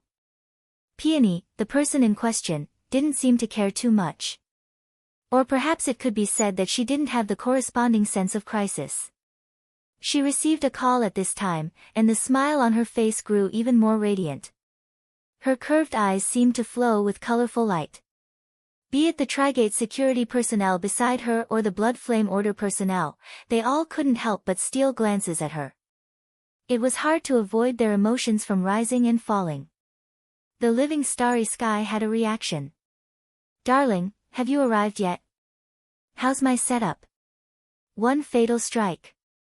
Peony completely disregarded this. Her mind had already withdrawn from the mission. She allowed her mood to melt into her smile and flow naturally. As long as you're happy, it's fine. No problem. Tonight, everyone's going to turn the heavens high and celebrate your success. He should be her boyfriend, but what's with that doting expression? After the writing class, it was time for the society's activities. Luo Nan was liberated. He was still thinking about the confrontation, entanglement, and communication at the recycling stratum of Shuanghe district. Many pieces of information would not have appeared at the time, or perhaps Luo Nan would not have been able to see them even if they had appeared. However, he was certain that both the Blood Flame Order and Trigate Security would hold a meeting to discuss the situation after he returned. It shouldn't be a problem for him to piece together a rough picture of the truth. Seiji had all the benefits, yet he remained uninvolved. It was a bit like a villain, but it did make Seiji feel great. At a time like this, it was none of his business whether others were in a good mood or not. Luo Nan waited for his car at the parking spot. His mind was pondering over the problem of system perception. It was just as he had understood before. He discovered an excellent early warning method. Though it was still lacking in many ways, it didn't seem difficult to make up for it. All he needed to do was expand the number of believers a bit and scatter them across the various city districts. They would connect seamlessly with each other, forming a closed system. Targets that were not part of the system, especially ability users who possessed self-logic, would be more or less accurate. What security and bodyguards did he need back then? Even the Skynet system that covered the entire city wouldn't be as sharp as he was. Even if the Order of Justice's first ablatum, Deputy Secretary General Gong Qi, and other powerful people came to kill them, Luo Nan would be able to know their positions and coordinates the moment they stepped into the boundaries of Xia City. They would be hundreds of kilometers away, and Luo Nan would be able to notify President Ouyang and Her Majesty Empress Wu to take to the skies to intercept them, TSK. Just thinking about it was exciting. As for expanding the number of believers, Luo Nan scratched his head. The streetcar just so happened to arrive. He boarded the car and continued to scratch. He felt a bit subtle. Luo Nan was certain that he had never truly regarded himself as a god. He had only seen bamboo poles paper. He had borrowed the relationship between believers and gods to describe the various mysteries of formatting theory. That was all there was to it. Therefore, Luo Nan wasn't like the contemporary secret orders. He didn't deliberately ponder over the so-called doctrines and rituals. Then, he used all sorts of methods to actively expand the scale of his believers. So far, he had accepted believers like ink and the wraith sign. He didn't care about Rui Wen, who was a special example that appeared and disappeared from time to time. His true human believers numbered no more than 3 people. Bays, Xie Junping, and Cat Eyes. Black Tiger Bays was someone who relied on force to survive. His personality and conduct had been polished by the order of justice for a long time. He could be said to be plugged in and out. There was no adjustment period. Xie Junping wasn't a person of the same circle. He was muddle-headed and completely unaware. Luo Nan deliberately played down this relationship and forgot about it. He just left it there and let Xie Junping do what he wanted. As for Cat Eyes, she was probably the only example of a believer that possessed self-awareness and self-awareness. And the entire process couldn't be said to be smooth. Cat Eyes certainly had to bear the responsibility for this matter. But even if she had courted death herself, the series of developments that followed, especially the mental and willpower torment, made Luo Nan, the beneficiary, feel quite upset in his heart. This was especially true after the format pyramid transformed into a star atlas. The materialized chains disappeared, and a more essential connection became prominent. Luo Nan inspected his believers one by one and discovered that Cat Eyes was acting extremely dispirited. Her mental state was worrying. This was absolutely not a situation Luo Nan wished to see. Luo Nan sat in the last row of the trolley, his fingers rubbing against his hair. As he pondered, his thoughts unconsciously shifted through the living starry sky. He saw Cat Eyes once more. It was the middle of the afternoon. Normal people worked and studied. Ability users cultivated and completed missions. But what about Cat Eyes? She was sitting cross-legged on the floor of the room. Her hair was messy, and she wore a sleeveless top and briefs. Large swaths of healthy, smooth, light brown skin were exposed.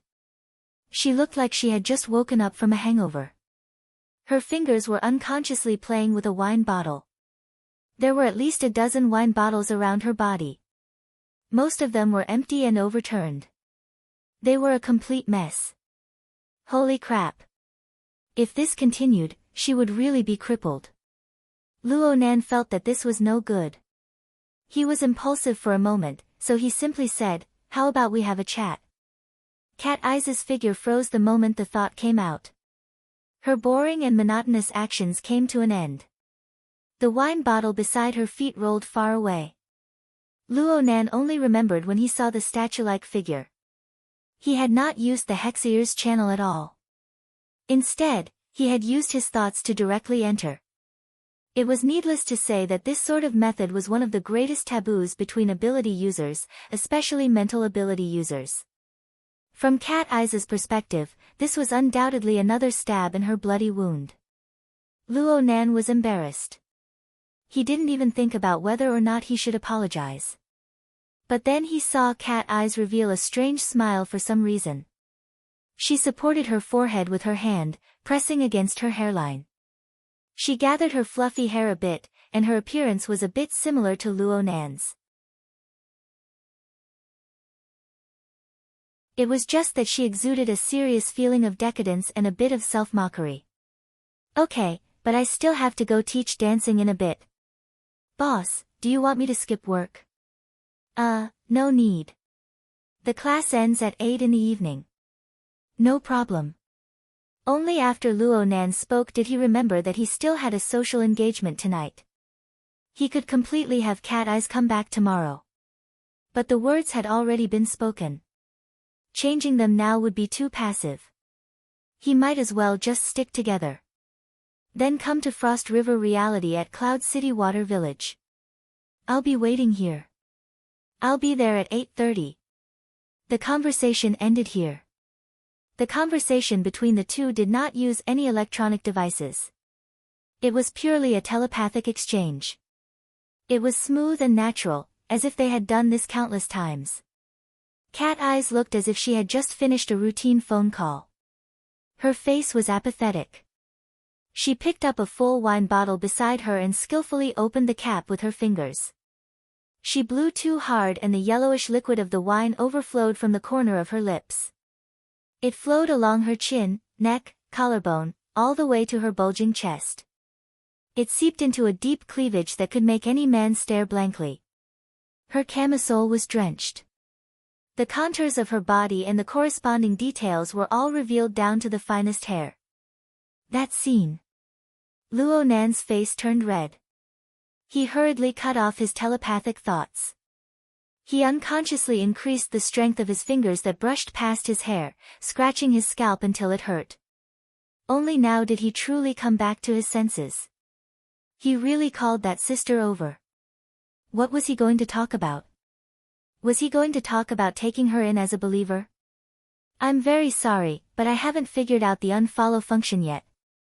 Why don't you wait a bit? Or should I say, girl, since you're already like this, you should obediently listen to me in the future. Warm my bed, make my quilts, dance for my amusement, and serve me well. I'll guarantee you glory, splendor, wealth, and endless benefits in the future. Damn, he was too impulsive. Luo Nan held his head, dispelling these senseless and foolish thoughts. He faced the roof of the trolley and silently grinned. He didn't know how to evaluate himself. The hexier vibrated while he was in a dilemma. Someone from the society was calling. Could it be that Cat Eyes wanted to go back on her word and not come tonight? Luo Nan, this coward, was already looking forward to it. However, the caller was not Cat Eyes. It was Papercut. Nanster, I'm here. You're ringing and banging here. You haven't finished fiddling with it yet? Huh? Brother Papercut, where are you? I'll be right there. Only now did Luo Nan remember that he had already made an appointment yesterday. What was it? Luo Nan only remembered that it was a combat machine used by the control class. It was because he had asked Papercut for his so-called big move. He had been misunderstood as needing defensive measures, and Papercut had taken the initiative to deliver it to him. Frankly speaking, Luo Nan wasn't too interested in combat machines in the past. Now that he had the dripping sword, there was no need to even mention it. However, Papercut had come over. Luo Nan took the opportunity to express his gratitude and exchange their experiences with the dripping sword and the activation class. Luo Nan and Papercut chatted for a bit before another call came in. This time it was Xue Lei. Nanster, you're done with class. I'll be at gear soon. I'm going to stretch my muscles a bit first. Oh my, thank you brother Papercut. Luo Nan heard that Xue Lei wanted to rely on Sans Ho training, so he secretly cried out for Papercut's blessing. He hurriedly cut off Xue Lei's words. Brother Papercut just arrived. He brought a combat machine. I heard it's quite interesting. Let's go take a look together and test out its power. Xue Lei was a bit stunned by Luo Nan's words. Brother Papercut is teaching you a new lesson. He had taken Luo Nan's words seriously. Luo Nan gave a chuckle and vaguely brushed it off. To put it bluntly, he was really not interested in close combat. On one hand, he felt that he probably wasn't cut out for it. On the other hand, he was far too busy with his homework right now. From the inside to the outside, from the fleshly body to the soul, from the self to the believers, from gear to the clouds. He wished he could split a minute in half. He really didn't have the energy to open another lesson. He could only let Xue Lei down for the time being. Luo Nan arrived before Xue Lei. When he arrived at gear, he saw Papercut strolling around the front hall with his hands behind his back, watching how the construction workers operated. He looked like a supervisor at first glance, but that chubby face of his didn't seem dignified at all. Brother Papercut. Luo Nan greeted him and went forward. Let's go to the bar counter in the passageway at the bottom of the lake. The work on the surface isn't done yet, so it's a bit messy. It should be a lot quieter underground. It's fine. Let's go back and try it out. It's better to be a bit more spacious. Papercut waved his hand. He deliberately revealed his left wrist to attract Luo Nan's gaze. Luo Nan saw a black wrist guard wrapped around Papercut's white and plump wrist.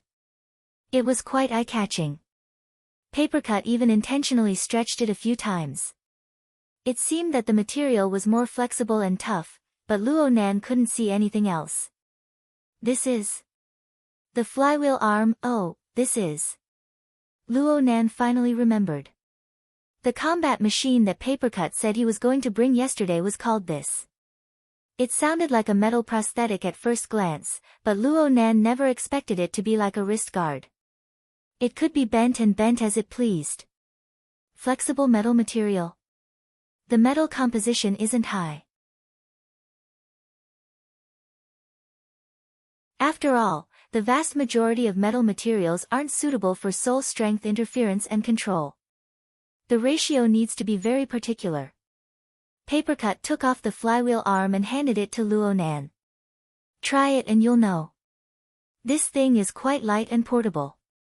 Oh, I've sent over the instruction manual. There's even an instruction manual. Of course, there's an after-sales service as well.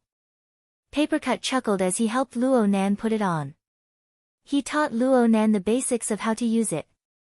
Luo Nan put this thing on and felt that it was different from a normal sports wrist guard. Aside from the material, it was a bit thicker. The feeling of fixing the wrist was quite obvious. Luckily, it used memory material. Luo Nan just needed to bend his wrist a few times to be able to wear it comfortably. Whether it was comfortable or not was not a key indicator for a combat machine. Even Papercut said, it's light and portable. It's easy to use. You don't even need to be taught. You can learn it with a glance. As for speed, lethality, and so on, they're all average. It's quite interesting to treat it as a toy. I just want you to experience the technique of the control class and see if you're interested in delving deeper into it. Do you understand the instruction manual? Luo Nan didn't say anything. He turned his wrist and looked at the structure of the flywheel arm when it was bent. He combined it with the instruction manual and observed it carefully. Only then did he discover that when this thing was woven, it was divided into several layers. Each layer was independent, like a deformed fish scale armor. The layers were stacked on top of each other, but they weren't fragmented. There were only a dozen or so pieces.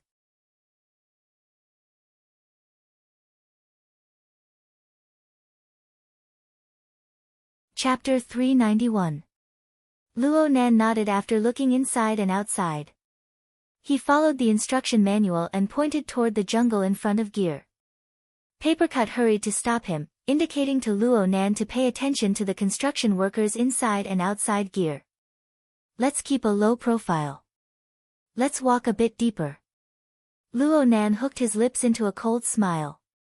It's fine. They're experienced and knowledgeable. Papercut knew what Luo Nan meant, but he couldn't say anything. He laughed and pulled Luo Nan deeper into the jungle. They didn't walk 2 steps when Shui Lei turned from the jungle path. He saw the two pulling each other and was a bit stupefied. Where are you guys going? Yo, Leister, you're here. Papercut was quite familiar with Shui Lei. He chuckled and greeted him. Brother Papercut, Shui Lei responded. He finally found a reason. You guys came to class. Luo Nan sweated a bit when he heard this. Luckily, Papercut's answer was very vague. We came to inspect the goods. We can go take a look together. What goods? Shui Lei wasn't completely connected. Luo Nan's eyes were sharp. He could tell with a glance that this fellow had yet to give up his evil intentions. He wanted to drag Luo Nan to practice Sansho with him. Luo Nan even brought a set of Daoist clothes. How could he let Shuelei have his way? He immediately made up his mind. He would rely on Brother Papercut's protection today. He would cling tightly to this thick thigh and make Shuelei embarrassed to force him. His thoughts spun, and he used the reason of trying out the control class to drag Shuelei into the jungle. He turned his head and said, "Brother Papercut, everyone's here today. Let's go get together tonight if we have nothing to do." Papercut went, "Ha." He was a bit surprised. He knew Luo Nan's temperament. Luo Nan could be considered pure and kind, but how could he understand the ways of the world? He had given Luo Nan lessons for over a dozen days, but he had never received this kind of treatment. Generally, fatties were more self-aware. Papercut asked, "Why did you suddenly think of this? You didn't invite me specifically, right? Who else?" Luo Nan knew that the invitation came too abruptly. He didn't dare give Papercut too much time to think. He chuckled and gave himself more reasons and bargaining chips. Go. We're just playing together. I invited Leicester. Yeah, and Cat Eyes. Huh. Papercut constantly changed his tone and words today. Otherwise, he wouldn't be able to express his muddled thoughts. He couldn't help but ask, "Who are you talking about? Cat Eyes? Cat Eyes?" Shuelei was also stunned. Could it be that the gathering Luo Nan was talking about was different from the one he mentioned at noon? Luo Nan opened his mouth. He suddenly wanted to slap himself. Today, he was a typical case of only caring about his head and not caring about the bottom. He only wanted to slack off, but he ended up piling up more troublesome things. Hey, don't rush to a conclusion. Luo Nan suddenly had a flash of inspiration. He blinked his eyes, and a line of words came out of his mouth. Moreover, he didn't need to fake it. He hemmed and hawed as he said, "Didn't you say that she changed professions?" Papercut thought that he understood when he saw Luo Nan's slightly embarrassed expression. He nodded at Luo Nan and laughed involuntarily. "Don't think that Cat Eyes gave up on all-encompassing sensing because of you. Who told you that?" "This." Luo Nan averted his gaze. "It's me." Shuelei raised half of his arm and obediently admitted it. The source of his information was the gossip circulating on the psychic wave network. It had a deductive nature to it, so it was hard not to feel a bit awkward right now. Papercut looked at these two 16 or 17-year-old kids. He felt that the matter of education was a long way off. He felt a great sense of responsibility for a moment, and he earnestly and patiently explained, "It's not called changing professions. It's just focusing on choosing a more suitable path of development. In the past, people looked forward to Cat Eyes' long-range sensing the most, okay? You don't need to feel embarrassed about this, but don't spread it. After all, this rumor is meant to trample on people. If things go wrong, both sides will be ruined." Luo Nan and Shuelei obediently lowered their heads and received the lecture. Papercut thought about the meeting at night and didn't know whether to laugh or cry. Cat Eyes actually agreed. She doesn't feel embarrassed. Indeed, she wasn't embarrassed. She was dispirited. Luo Nan felt more and more that inviting Papercut to oversee things was a good choice. At the very least, there would be a buffer. They could get through the most awkward period of the early stages. As for how to communicate in depth and eliminate misunderstandings, Luo Nan could only act according to the circumstances. Since Cat Eyes had said this much, Papercut found it hard to refuse. He was worried that these two youngsters weren't good at the art of communication. They might do bad things out of good intentions, and they might really shed all pretenses of cordiality with Cat Eyes. Cat Eyes was quite famous in the society for her eccentric temperament. Since he had decided to participate, Papercut didn't waste his breath. He saved his strength for tonight. He sighed and brought back the main topic, come. Let's first operate the flywheel arm. Though Luo Nan didn't have much interest in this type of combat machine, he still chose this one when he had to choose between sparring with it and Sans Ho. He immediately roused his spirits and prepared to mobilize his interference power according to the instructions on the manual. Papercut wanted to teach him how to aim first. The safety factor of this toy is quite high. You won't easily injure yourself, and there are no problems with various postures. But you need to know that this isn't an energy wave. It's too stupid to point your palm forward. It includes finger jabbing and arm stretching. All of these are useless moves. Luo Nan was a bit at a loss from Papercut's words. Then what kind of posture should I use? There's a lot.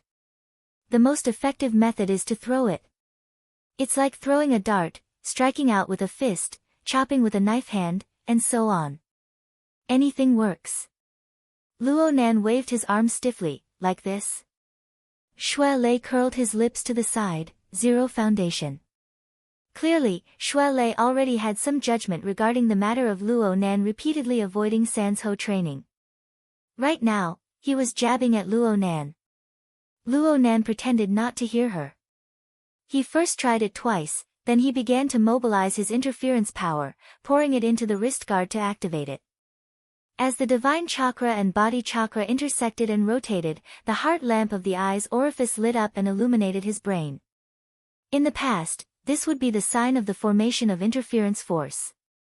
But Luo Nan's foundation was far too thick, even if he didn't put much effort into cultivating the internal refinement technique in the past 2 days.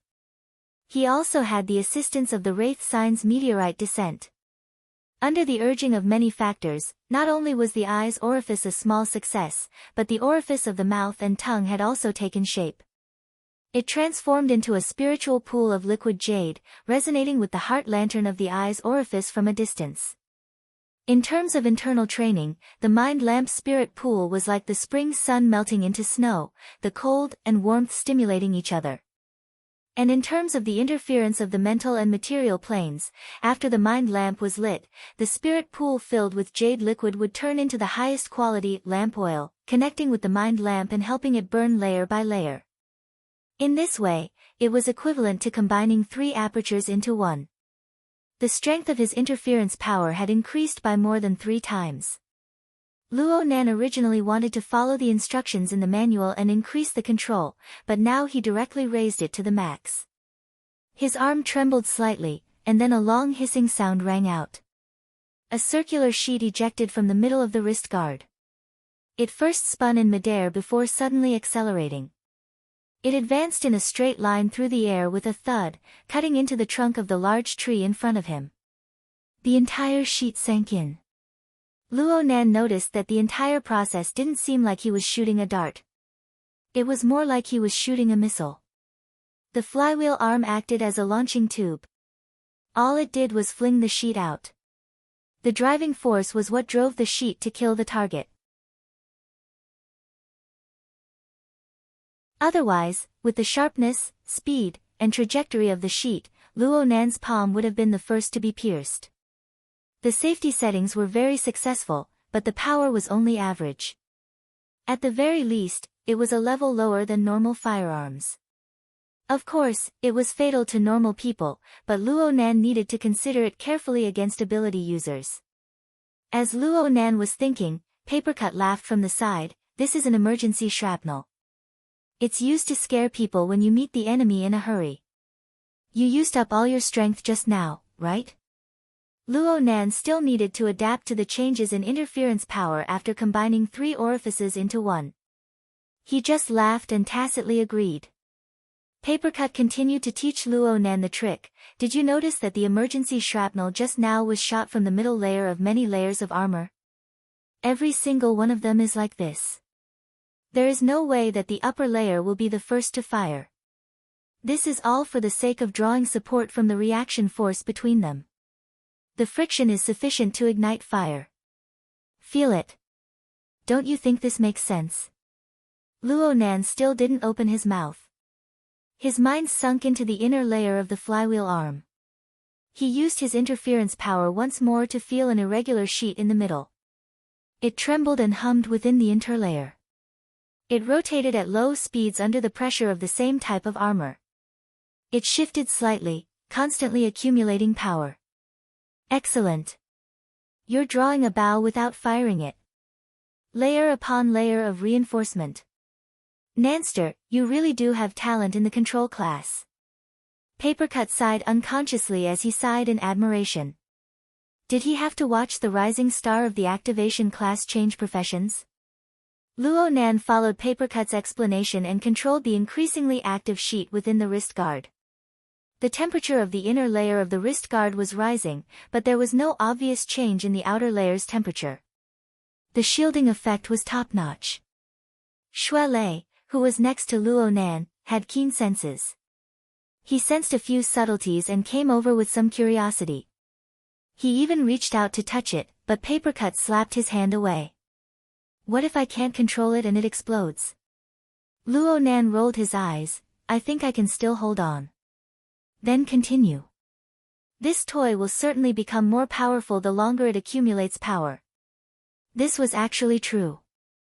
Luo Nan could feel that the sheet relied on its overall structure to accumulate power physically. It also relied on special materials to endlessly absorb interference power. Clearly, there was something unique about the single structure. The technical content of the flywheel arm was much higher than it appeared on the surface.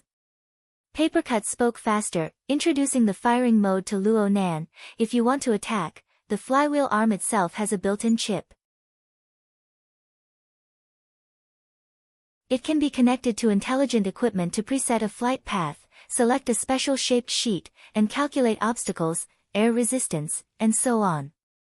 It's very good for sniping in complex environments. Plus, we all have the Hexier. It saves quite a bit of effort. Luo Nan followed Papercut's instructions and made a wireless connection. Sure enough, an exquisite interface popped up on his retina. It displayed the real-time changing data according to the scene before him. Through the Hexier, all operations could be realized with telepathic control. Luo Nan randomly chose a target, and the interface used dotted lines to indicate the available routes. At the same time, it indicated the percentage of power needed for the best effect. Was this like playing a video game? Luo Nan didn't have a good or bad impression of this sort of idiotic operation. He was a rookie. The more complete the auxiliary functions, the more advantageous it would be for him. However, a true expert probably wouldn't like this sort of program setup. Papercut added before Luo Nan could finish his thoughts. Also, if you feel that you're awesome, you can choose mental control. This is a test of a person's continuous operation. Awesome people can even have 12 sharp blades fly around their body in unison. It's like controlling 12 flying swords. They can fight in close combat or attack from a distance. They can scare people to death even if they can't kill them. This is the proper way to use it. Luo Nan slightly swayed his arm. Since the flywheel arm was used by the control class, he should place more emphasis on microcontrol. Papercut spread his hands. You can say that, but the actual situation is different. You see, in order to guarantee the structural function, every combination of thin slices has a different shape. Their flight trajectories are different as well. There are also all sorts of splicing combinations. A normal person wouldn't be able to hold on if they didn't use smart equipment to calculate. Maybe architects and extraordinaries can do it, but who would count on them when it comes to that? That's true. Luo Nan raised his hand and fired according to smart mode. The irregular slices were dim but sharp. They instantly broke through the forest barrier of foliage, slicing off the thick branches that served as targets. They charged into the air before turning back. They buzzed as they spun in the air like a miniature chainsaw. Branches and leaves were shattered everywhere they went. The momentum was quite astonishing. Luo Nan fired a boomerang. The irregular slices circled back, their speed decreasing layer by layer. They fell to Luo Nan's wrist like a tired bird returning to its nest. Luo Nan continued to pour in his interference power, and the slices pieced back together. Papercut clapped his hands. Okay, you're getting started. It's just that your operation is too rigid. Actually, no matter if it's smart mode or free mode, you can switch between them. You can change directions at will and increase your power. If you're in combat, I suggest you first use smart control. You can design a good route, and you can add mental control at the last moment. It saves you a lot of effort. It's sudden and flexible enough. The effect of catching your opponent off guard is still there. That's true. Luo Nan continued to practice in the forest. He didn't forget to let Shuelei have a taste in the middle of it. He pacified Shuelei's emotions and divided his mind, so that Shuelei wouldn't jump back to the topic of Sanzhou training. Time passed quickly, and the sky was already dark. The three of them had enough fun in the nearby forest, so they prepared to return. Luo Nan's wristband vibrated at this time. It was a call from Tianxi. Her tone was a bit nervous. Junior Nan, I'm really sorry. There are some things I need to take care of in the society. Tianqi is doing experiments. We might have to go a bit later. Got it, senior sister Tian. Luo Nan didn't want to give Tianxi any more pressure. He was counting on this senior sister to suppress Mo Peng and the others. Papercut was baffled to the side. Who is it? You're also getting together in a bit? Luo Nan casually said, one of my senior sisters and her little brother. They're coming with us tonight. Outside the circle. Papercut was very surprised. Luo Nan had a guilty conscience from Papercut's reaction. He could only evade the important and dwell on the trivial. It's Tianxi. She's the one who became a hostage at Ocean Sky Cloud City. You've met her before, right? He looked at Papercut's expression and knew that he couldn't hide it any longer. He could only add, there are also two relatives of mine. Maybe there are also their friends. It's a gathering, and it's at Frost River Reality. I'll just meet them face to face. I'll tell them about us later. Oh you. Papercut really didn't know whether to laugh or cry. He reached out to point at Luo Nan again, but he was discouraged before he could open his mouth. You still have to learn in the future. It looks like there are quite a few people this time. Have you booked a room yet? A room? Luo Nan entered a stupefied state. You're tuning into the Blissful Bookshelf YouTube channel. We're so grateful for your support, and don't forget to subscribe to join us on this incredible journey through captivating stories.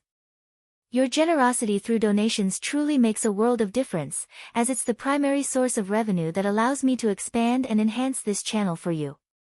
Thank you from the bottom of my heart for being a part of this adventure.